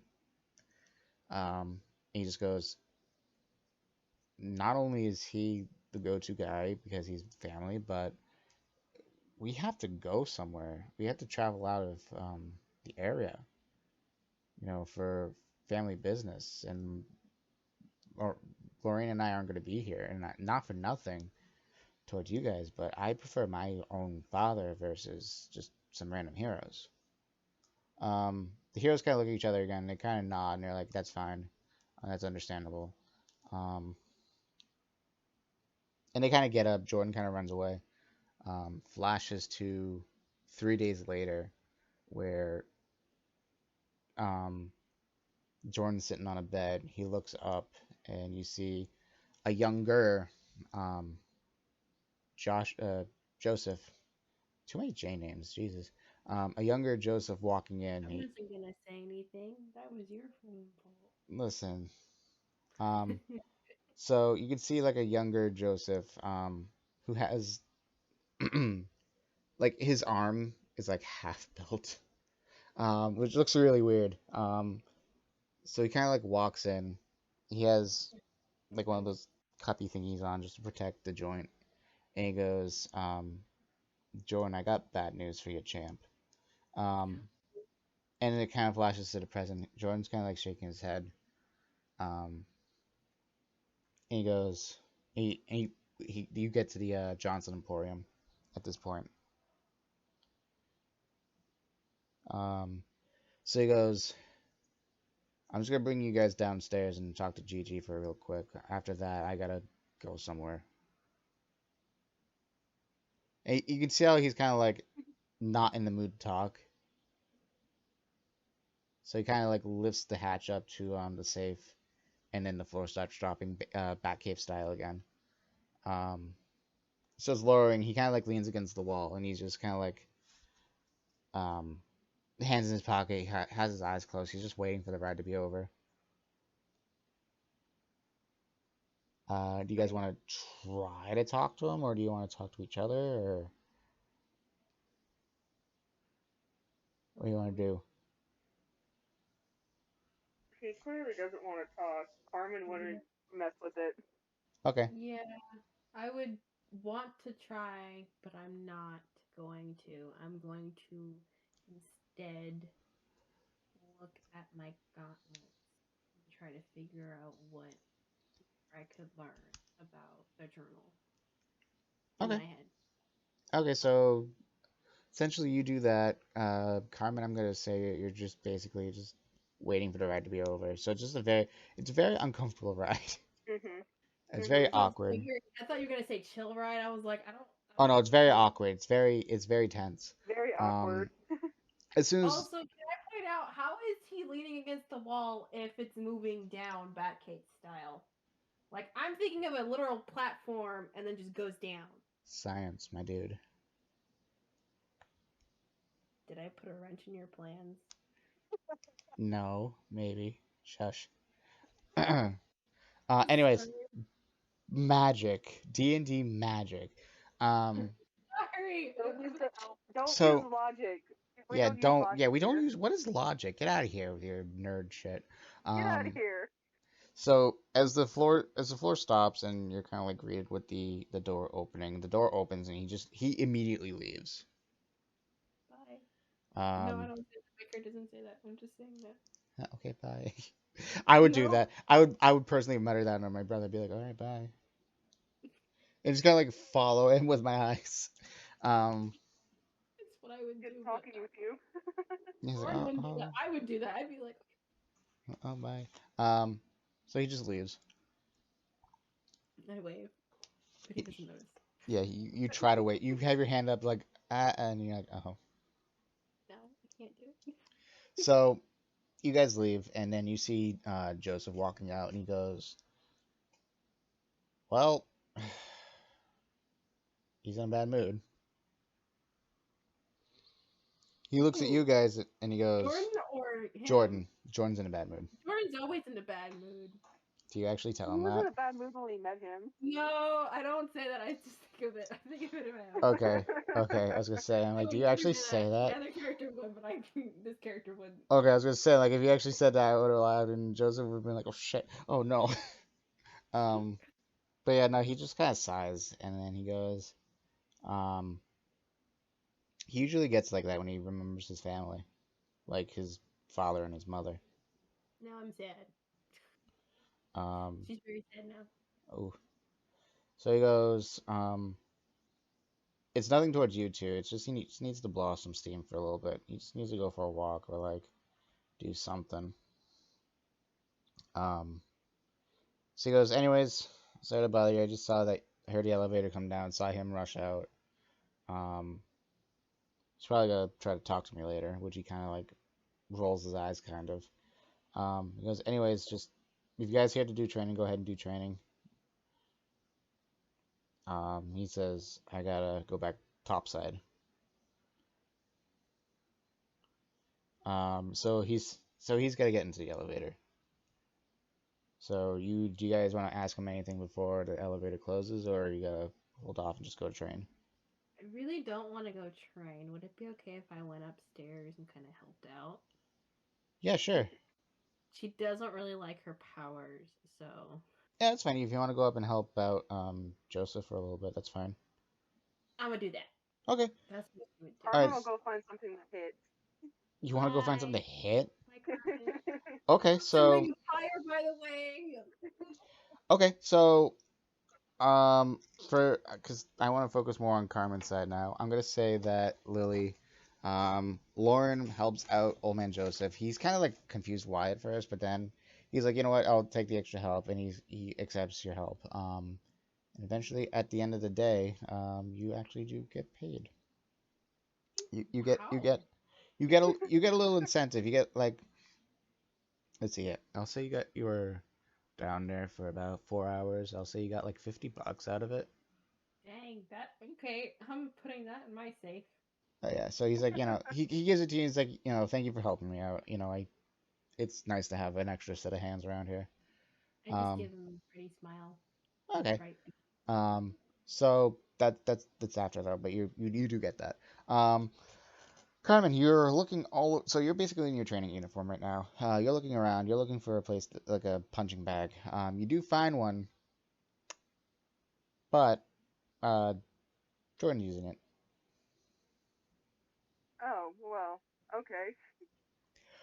Um, and you can kind of see him. He's like going hard at the bags. He's punching them. Mhm. And you kind of see at one point in time, he ends up winding up for a punch. You can see his hand flare up and just unleash his punch. It hits the bag. The chains break, and the bag goes flying towards the wall. Like in that scene in Kind of Captain like Captain America. America. Yes, Yeah. yes, yes, yes, yes. So he kind of, and then just like that, he kind of looks over. He looks around. He kind of like picks up another bag, hooks it up, and he starts beating at it again. So basically, that entire scene. That's Yes, funny. yes. That's I'm funny Actually, picturing because that guy watching I you didn't want to like, say anything, but yes. So what do you "There's do? something." I guess I'll walk up to him and is like, "Is there another one of these around, or is this the only one?" So he hits the bag and he looks at you and he goes, I mean, there's none hooked up at the moment. So he throws two more punches and he goes, he kind of steps back and he like rolls his neck. It's actually the first time you've seen him without his sweat jacket on. Um, he's wearing a tank top as well. This one's darker blue. And you can see he is actually very ripped. Um, so he's very like he like the epitome of like the male form. Um, so he kind of like rolls his neck and he looks at you, Carmen, and he goes, "What do you want?" He's I was Really? looking for a punching bag too.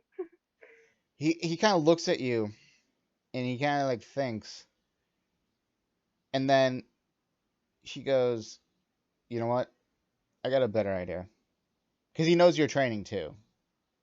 Mhm. So, do you want to follow him or do you just want to like back out? I can follow him. I'm kind of interested now. Okay, so essentially you go to a different room. Everyone's kind of like not saying anything. They're kind of like all hush Mhm. hush. They're kind of like mumbling to themselves. So you go into like one of the rooms that are like wide open space. Um, very tall. This is actually the first time you're in one of these.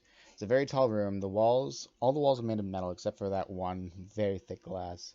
And all of a sudden, he just like cracks his knuckles, um, and looks at you. The door closes. It locks.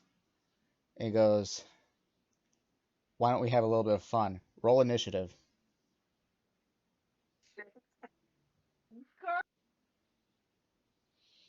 This is gonna be fun. Oh, this is gonna be a lot of fun.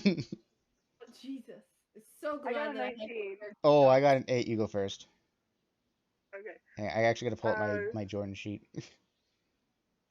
so I look at him and is like, "What do you mean?" He goes, "Let's fight.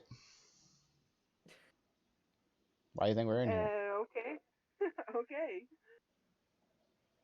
So I guess I just get in a ready stance and just like defensive, like not wanting to fight just yet, just to see like kind of studying him.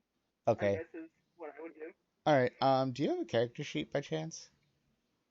I don't. I don't think I like because with the other one, I was able to just make it on the D&D thing, Okay. Yeah. Yeah. but Yeah. I have like I have the dexterity, like the 11 for dexterity, the con, the strength, Yeah. Okay. but I didn't do like the plus whatever No, because well. I didn't know how to do that. All right. That's fine. So I just Yeah. D&D Beyond. yeah, I did mine on D&D Beyond, but it's just kind of like all over the place. Oh, okay. Um. So do you happen to know what your armor class is? Mm-mm.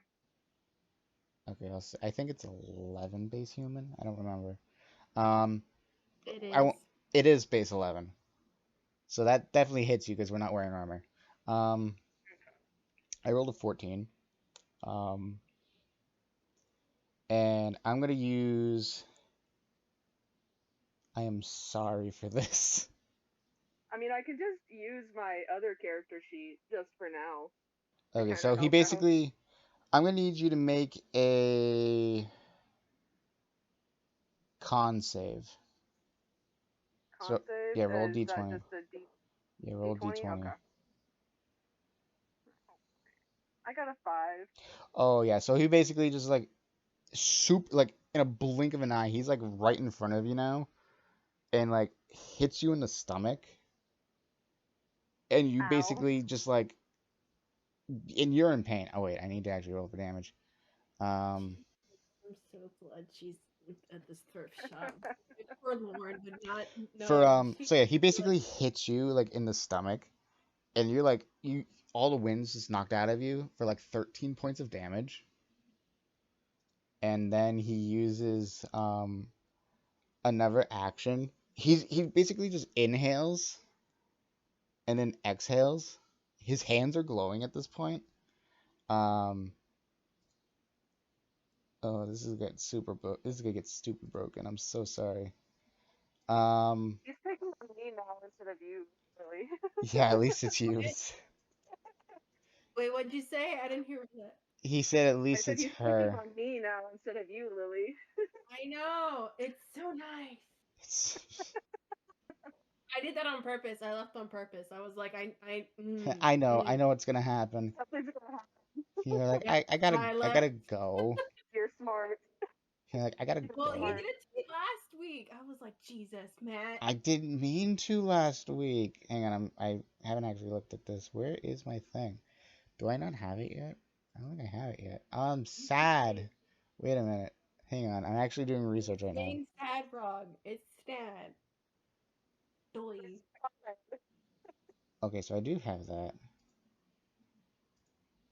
Honestly, though, Twitch, I'm glad that it's, Carmen.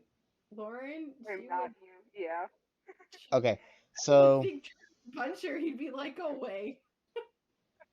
so Go away. basically at this point he like inhales, he exhales.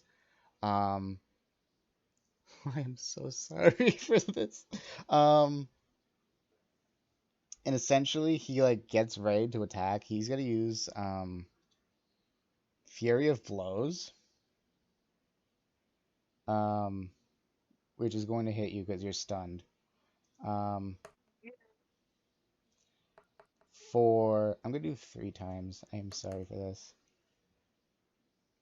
I'm gonna say he like hit you like 3 times because you're like stunned. Um, math. You're knocked out because the way when he inhaled and he exhaled, his hands were glowing and that actually does double damage. Um, the 3 strikes total right now is like 37 on top of the 13 that you already had. So if that's 38 right now with the Fury of Blows times 2, that's like 70. That's like 81 points of damage.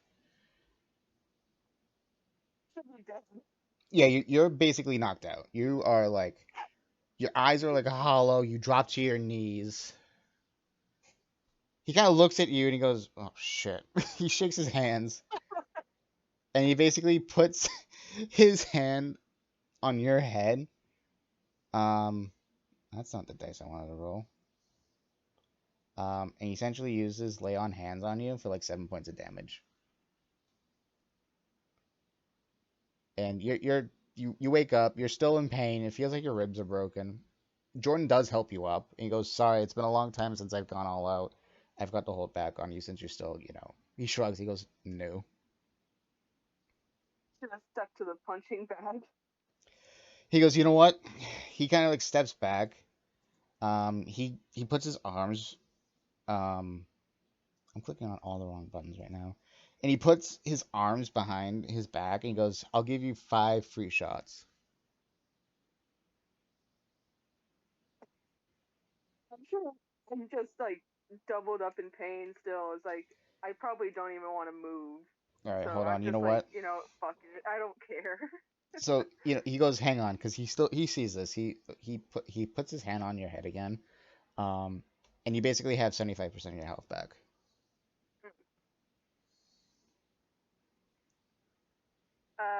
Let's see. What can I do? I'm just gonna like. It's probably not gonna do much damage to him, but I just want to punch him as hard as I can. Roll the hit. All right. Let's see. Let's see what I can get. I got an 8. Okay, so you hit him. You hit his stomach because obviously he's pretty tall. Um, He's taller than me. he's Yeah. way taller than you. He's not as tall as Mel, but he is pretty tall. You actually hit him in the abs, and you can actually kind of feel, again, epitome of the human body. You can feel like his abs, and you just kind of stand there, and you're like, "Oh shit." I pull my hand away. It's like And he just goes, "That's shaking it one." slightly. He goes, "That's one." um, I'm just gonna walk away. You're just gonna walk away. Yeah. Bro, you could literally use your fire attacks. You don't want to use your fire attacks? I know, bird.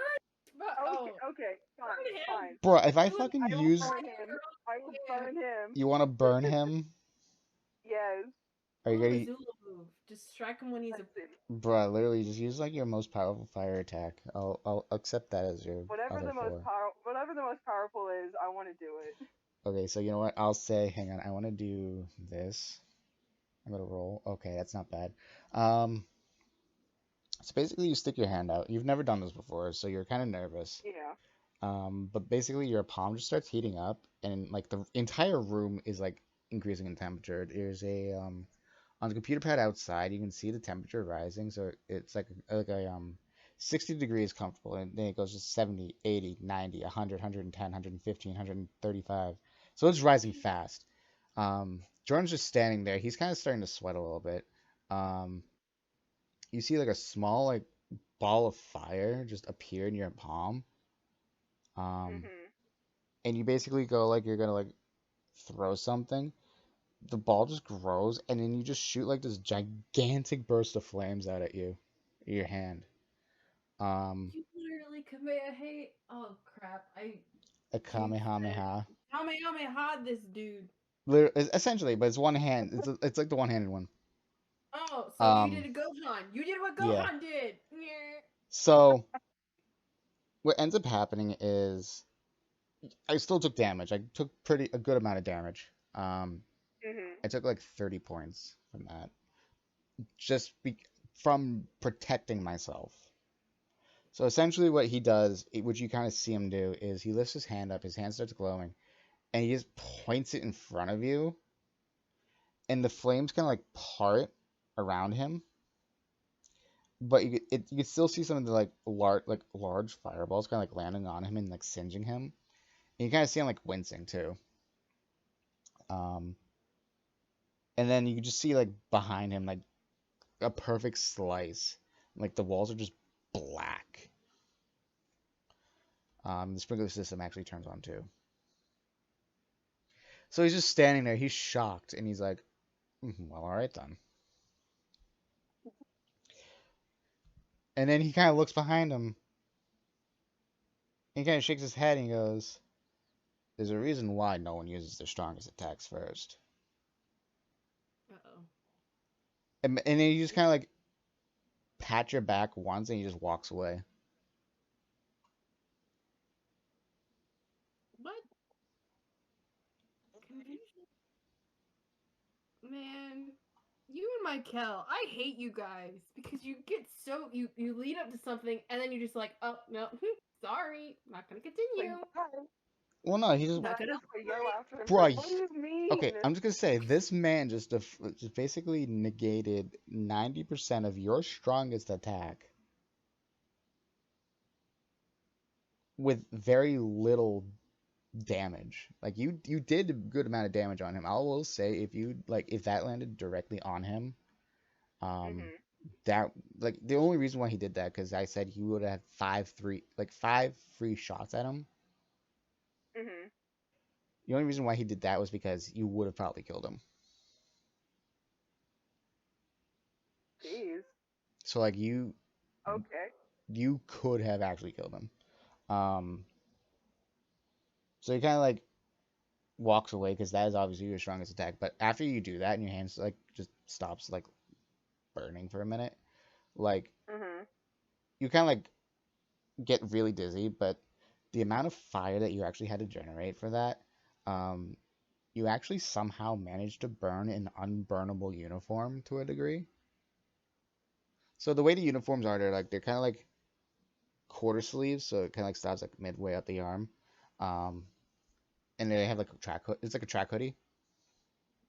The sleeve itself up to your shoulder towards like a little bit of boob area, like all around that, like where your arm, like in a good circle, that's like burnt off. Your clothes themselves are fine. Um, you're like the under stuff. There's parts of your pants and like other sides of your shirt that are actually like charred and like singeing from like the embers. Um, Mhm. but you managed to heat up your attack hot enough for the air within that box like that um, climate controlled area to be like 135 degrees, which is hot enough to probably cook a chicken. Like legitimately, I think it's like 135. Okay, now put in perspective. Around something like that. Yeah, like in perspective of that, I cook my chicken patties. Totally off topic. I cook my chicken patties at like 145 degrees, um, for like 10 minutes and they're cooked. Um, you manage to heat up in a little tiny ball, like the size of like a $50, um, the air temperature in that entire room to chicken cooking quality. I just stare down at my hand and then I look back to where he walked and then like, what the hell just happened? You know, literally, you had like you don't need to watch My Hero Academia, but it's like a Todoroki moment, um, like that, like you're just like intense. Um, but you kind of like look, you didn't. That's when you kind of realize that your clothes are like burnt and like charred, and Hmm. you're like, oh shit. Um, so at that point, I say Carmen walks out from training because I think you finally, Yeah, I I think would. you've blown off some steam enough to head home because Literally. you must be exhausted now. So you're like you rise out of the bat cave. Lauren got her $50, and then you guys just leave. Um, coming from a different exit though, after you guys left, it was Jordan with just coming out from like a cellar. And there's gonna be like a little bit of dialogue between him and Joseph. So I thought you were Joseph, gonna say Carmen. I'd be like, I would just standing there awkwardly, just watching them. no, no, no, no. So no, you and Carmen left. Oh, okay. So Joseph sees Jordan walking up. He's kind of, you can see him kind of like mid wrapping his right arm, from where he deflected that fire attack. And Joseph basically goes, pretty freaking strong, huh? He kind of just looks at him, like, gives him like this dirty look. He just continues rapping, and he goes, so why did you want to fight someone who's never had any potential control of their powers ever? Um, Jordan kind of like rips off the bandage with his teeth and just kind of like pats it down to make sure it's all like taped together. And he kind of like finishes putting his hoodie on. Um, he shrugs and he goes, I don't know. Just wanted to hit something. So Joseph starts laughing and he goes, this wouldn't have anything to do with your parents, would it? And he kind of just like looks away and he goes, look, I miss them too, you know. You know, my own flesh and blood is gone due to an accident that no one had any idea was going to happen. He says, we didn't know that something was hiding on that island. You know, none of us really knew. But all that matters is that we need to carry on their spirit within you, their flesh and blood. So Jordan kind of at this point looks over and he goes, how can I do something that isn't even relatively similar to what great grand had? And he goes, she couldn't do what I can do. I'm basically a demigod, essentially. If you think about it, I literally have, metaphorically and physically and literally, people's lives within my hands. He says, I could have easily rushed up behind that girl, made her into an old lady, and turned to dust. He says, I could have easily turned some of the other people that I've trained into like little tiny infants. He goes, what am I supposed to do? Um, Joseph at this point walks over, puts his his real hand on Jordan's shoulder, and he goes, "Make your family freaking proud of you by teaching these kids how to be a true hero. You know, Delta Zeta is a shithole. You need to be that spark to inspire the kids going forward now, since I'm fairly certain there's going to be more children coming through this way saying, hey, I have power suddenly. Or you're going to discover that someone's going to have power suddenly. Because of the quote unquote fallout from that explosion that happened last week. So you need to be that guiding light to show them what it means to be a hero. And basically recreate the hero society to what it once was. It's up to you. You're young as well. You can probably outdo what a lot of those old geezers can do. You just need to put your mind to it. And Jordan at that point kind of like looks over at him and kind of like shakes his head and goes, "Thanks, Gramps." Stands up, and then he just kind of like leaves to go get food or something like that. And then at that point, there's another rumble, and you see like this creature, kind of like, think of it as a mummy, but like levitating with knives around him. And oh yeah, he's actually like in between you two, and kind of like close to Jordan. And we'll do this one more time. Um, Roll initiative, both of you. Hey. I got an 18. I got a 13. I got 11. All right, hold on. You got a 13, Twitch. Yes. All right. And Beastie got 7. Ha! All right, so Jordan at this point sees what's happening. He rushes over, and he immediately does Fury of Blows, which does. What's up? No, I'm just doing Fury of Blows right now. Oh. Just regularly. Fucking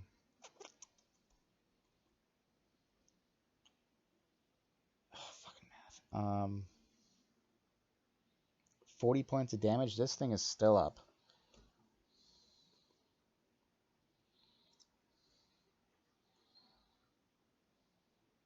So it's my turn, right? Or Yes.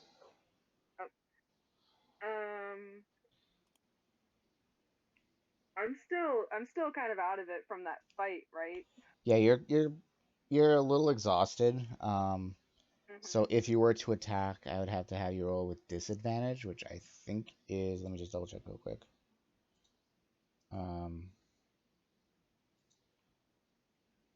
Oh, I could have done crit damage. What? Shit. Where the hell is it? Oh, disadvantage. Uh.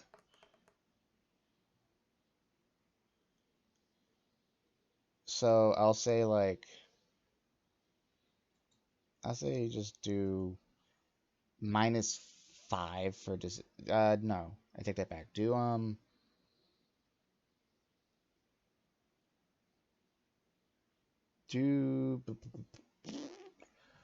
fuck. I'm trying to think of math. Do Of All minus. right, math. that's hard. I'm sorry. Look, I'm trying to decide. I don't do exhaustion ever, like at all. Do -3 when you roll to attack, because you're pretty pooped. Yeah. Pretty pooped. Okay. Let's see. I got a 12, so -3. That's 11, 7, I think. 11 to attack it. Brain math hard. Eh. 12, So to attack, 9. okay, 9. All right. Yeah. So, oh, is that just your to see if you hit it? Yeah. Mhm. That don't do nothing. Yeah, I kind of figured. You miss. All right. Lauren, what do you do?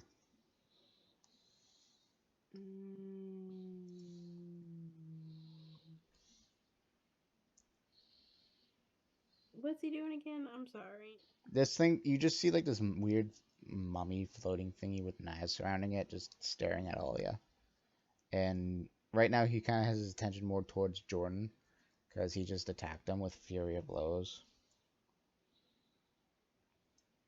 Which I know I'm doing wrong, but I just want to Can do it I this way anyways. manipulate the knives into being water so they fall into a puddle?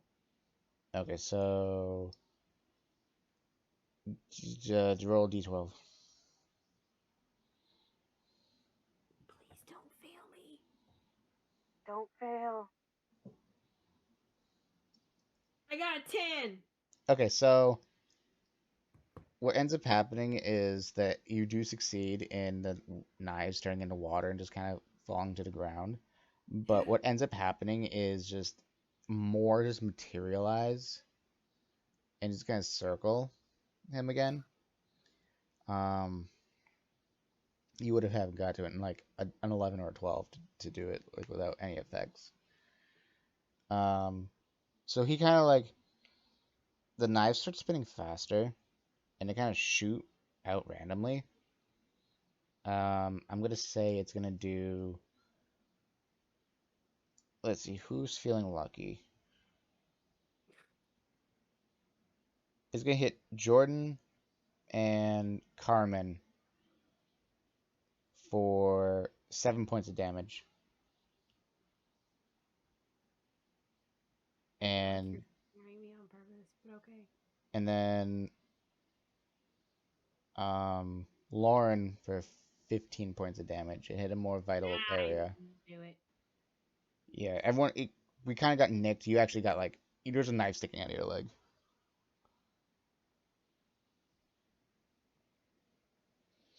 I'm dead. Not yet. Is that my turn? What? No, it's top of the round right now. Yeah, it would be Jordan's turn. Yeah, it's Jordan's turn.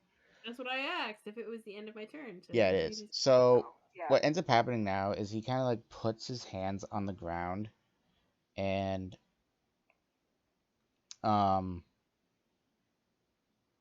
what ends up happening is this flower, like you see, like for both of you, like these little roots kind of like twisting up to your hands and like wrapping around them to like your mid arm, your forearm, in between your elbow, your weenus, and your wrist.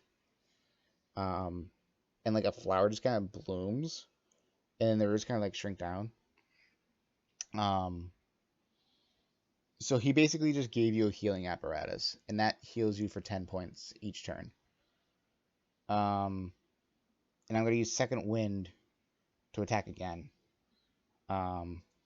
With how much do I have?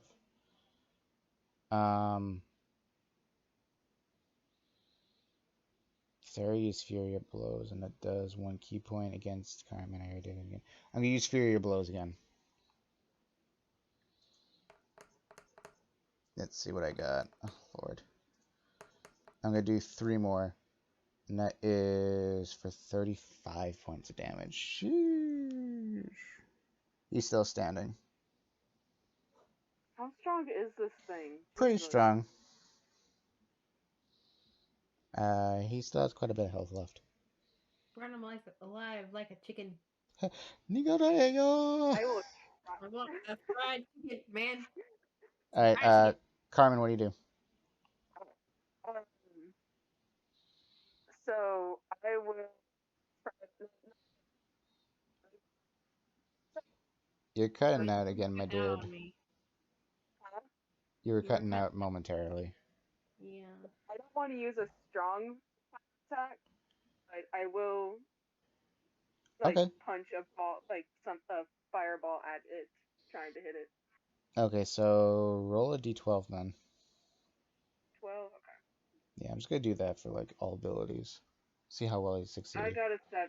Yeah, 7. Okay, so you basically lob a fireball at him, and he kind of like recoils a bit. He actually is hissing at this point. His attention is now locked on you. His bandages are kind of starting to burn off, and I'm gonna say he's actually inflamed right now. So right now he has gotten, I'll say, about 20 points of fire damage, Mhm. and at the end of his turn, when that comes, he'll take an additional 5 points of damage. So I'll say he'll take 25 points of damage total this round. Nice. Okay, so Laura, what do you do? The knife's still in my leg, right? Huh? Yeah, Is the the knife's still in your leg. But okay? Twitch, I don't know if you've recorded already, but you got healed 10 points, and Lily, you got healed 10 points because of the flower on your arm. Yeah. Okay. Um. Hmm. Is there anything else I could use around me? I mean, you have the bracers on you. They're kind of like tied to you. They're basically your artifact. You can use them as a weapon of What, like sorts to my like brace? manipulate. Yeah, you can use those to manipulate and turn into Oh, objects. I know. But Okay. they're basically So like they're basically like your Mjolnir, am I what now? Thor's hammer. Okay, sorry. I should know his hammer's name. So I ask my father or my brother what to do in this situation. So they say that he appears to be weak to fire due to his bandages. Um, it's also like daytime, like kind of like duskish, so the light's still kind of out. He says it appears that he is does not take kindly to light. He is not a vampire of any form nor a ghoul. He seems unnatural. Um, and they said be careful of his knives.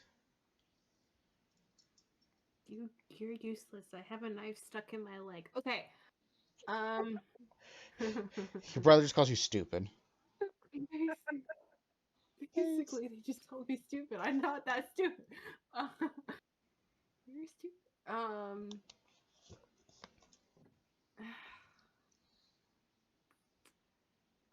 Uh,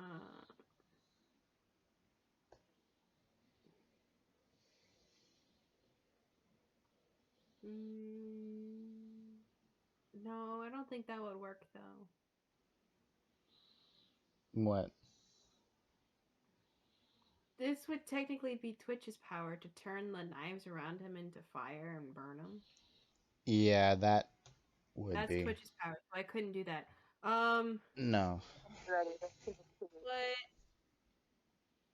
if I were, is there a sword right around his heart, So like a dagger? essentially, the way that he looks is he is literally like a floating mummy, but he actually has like knives telekinetically like swirling around him like Saturn's rings. Hmm. So none of the knives are actually physically touching him. Can I manipulate one to like pierce his heart? You could use the one that's stuck in your leg if you want. That's what I'm thinking. Actually, I just didn't know if I wanted to do it or not. Yeah, I'll do that. Well, yeah. So all right, roll d12. Roll. Roll Yeah, 12. yeah, d12. Oh, they're freaking 10. That's not bad. So basically, knife. Um, basically it comes out of your leg, all gooey, spins around and shoots right towards him pretty quickly. Um, and it hits him for 50 points of damage. So that was like a critical shot. He's in pain. Um, he's still alive though. I don't care. I'm still happy about my win. Um, I'm silently, like, mentally cheering, like, oh, yes, that worked. Ow, my leg, it's bleeding. in your face. In Um, your face. your brother's just grumbling. So basically now at this point, um, the ghoul takes his knives. um, and just shoots them constantly, just like haphazardly again. Luckily, it doesn't hit any of you guys this time. Oh, thank the Lord. All right, Jordan. Top of the round. Jordan's turn. I already took the fire damage. Um, let's see. I'm going to use.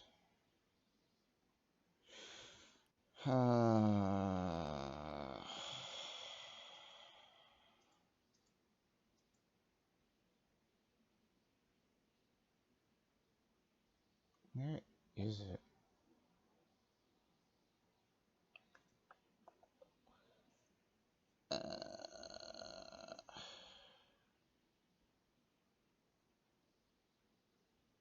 Oh, here it is.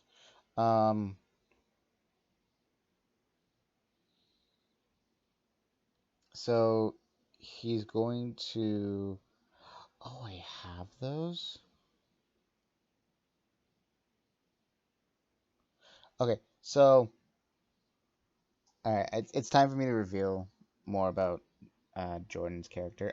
First of all, you know how you guys are like level like 1 or 2 right now? Yeah, He's level 12. I'm not surprised. And I'm he not has, surprised either. and his ability is very much take the equal exchange idea from my Full Metal Alchemist mixed with Hamon from JoJo. Um, which Hamon, just to get into that idea, is basically from like an actual martial art thing, which is basically just how to improve your breathing. But they add in the anime aspect of it of essentially being the power of the sun. Um, so, and I didn't realize when I made this because there's a homebrew for Hamon for monks because I made him part monk, part fighter. Um, that the level he's at right now, he actually gets a bunch of the Hamon abilities from the show. So I'm going to use my last 3 key points that I have right now. Um, I'm going to use Scarlet Overdrive. I don't know how that works because he's on fire right now and he's like very like Bernie Sanders. I don't know what the martial arts die do. Do I just roll more dice? What does this mean? Where's Mikkel when I need him? I I know. cry alligator tears. So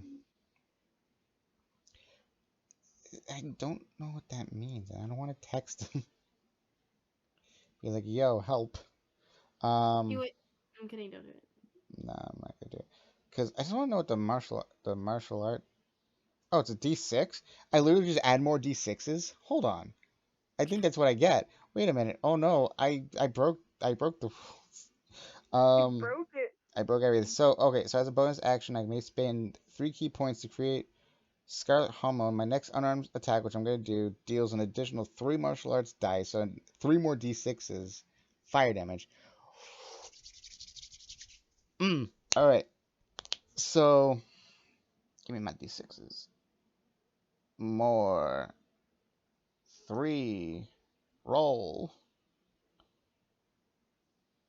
You failed me. Um. So. Oh wait.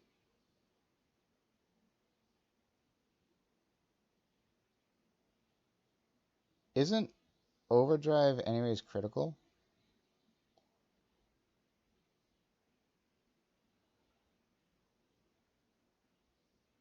Where are you It at? does. It takes double damage. Oh my god. Okay, so it does. Hang on, since I'm stupid now. I reroll. So it's double damage. Fire. That was worse. So 14 points of fire damage. He is very angry. Bastard's still alive.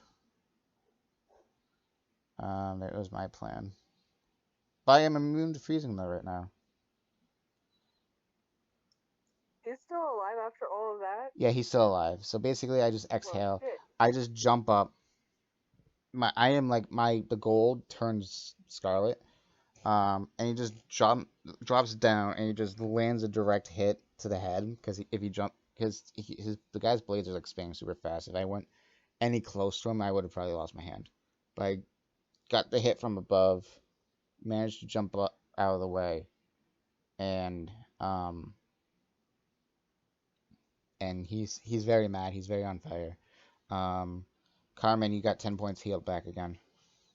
What do you do? So I'm assuming I know that he's very weak to fire, Yeah, you know judging this from the now. way he is. Yeah. Okay. So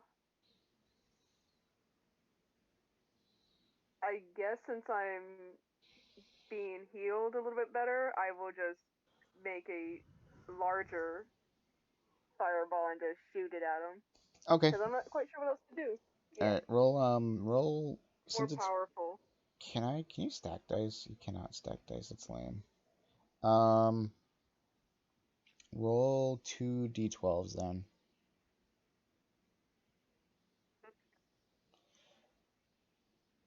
Sheesh. I got an 18. Yeah, 18. Okay. So I accidentally rolled again. I didn't want to. I gotta move my math somewhere else. Hold on. Actually, I think that's still alive. Still alive? He's still Damn. alive. He's almost dead though. He's still alive though.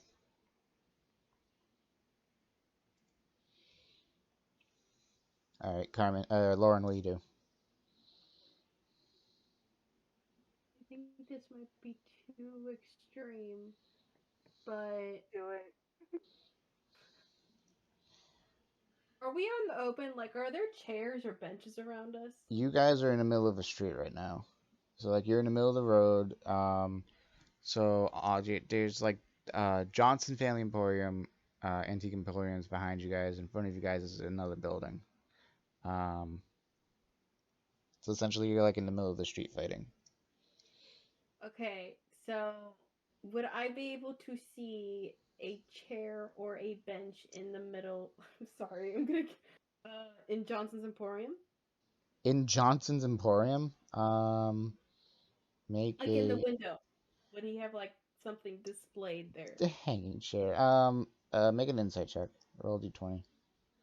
Okay. Oof.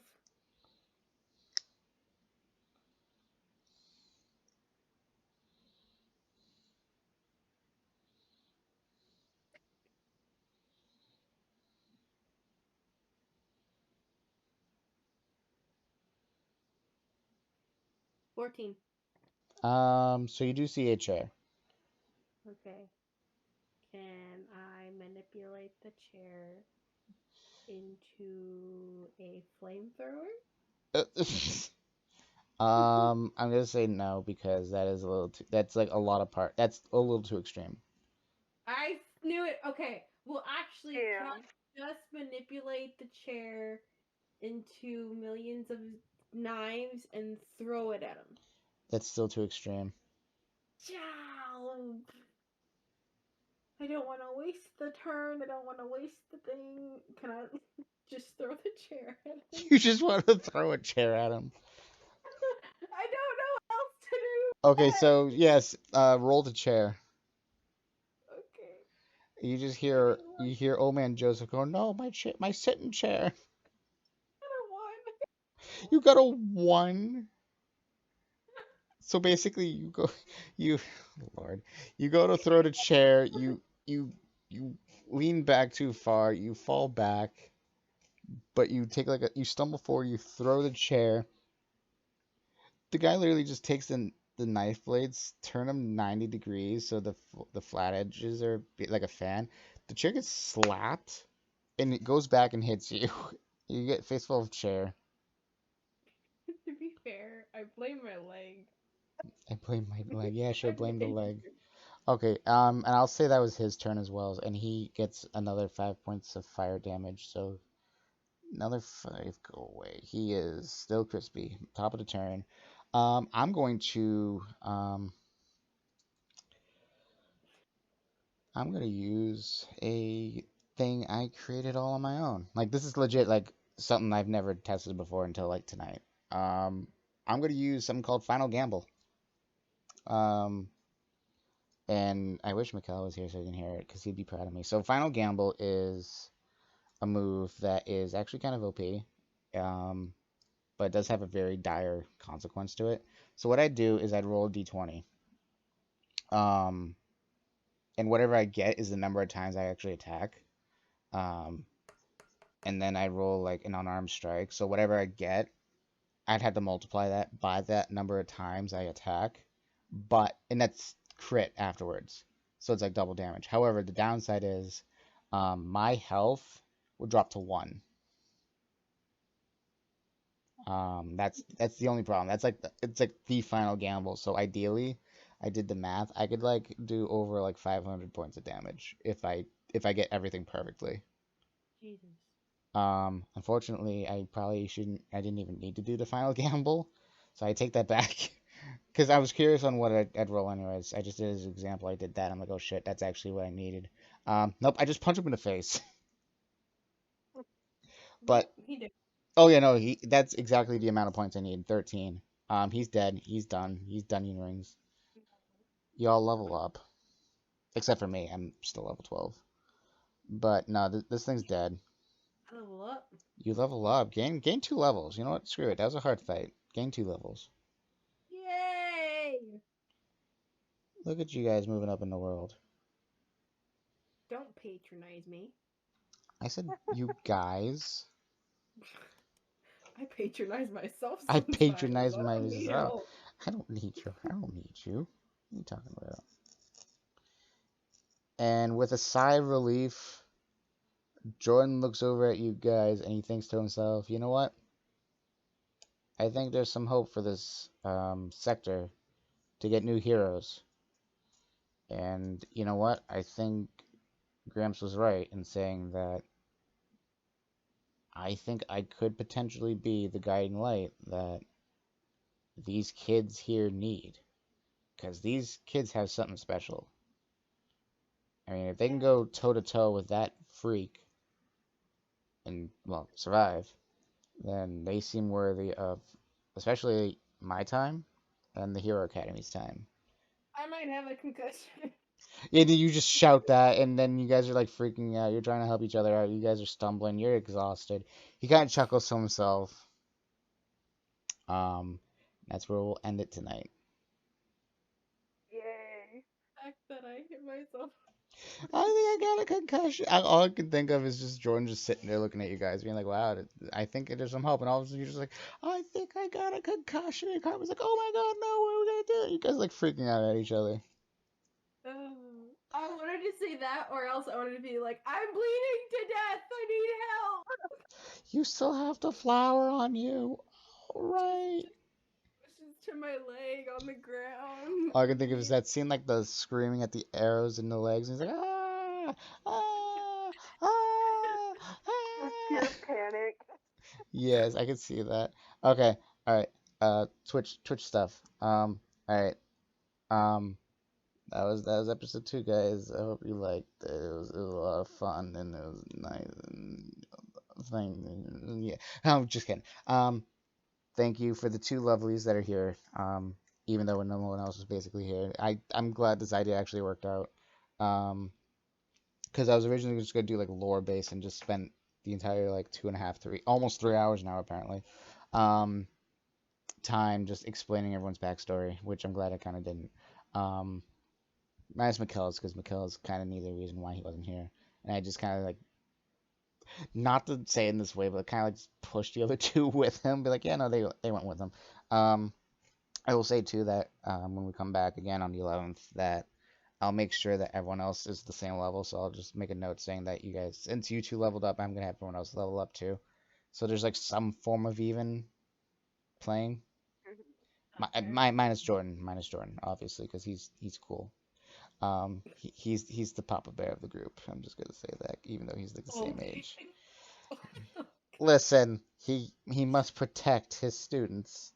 Um, He must protect his students. He must protect his Never young. mind the fact that one of them literally just knocked herself out with her chair.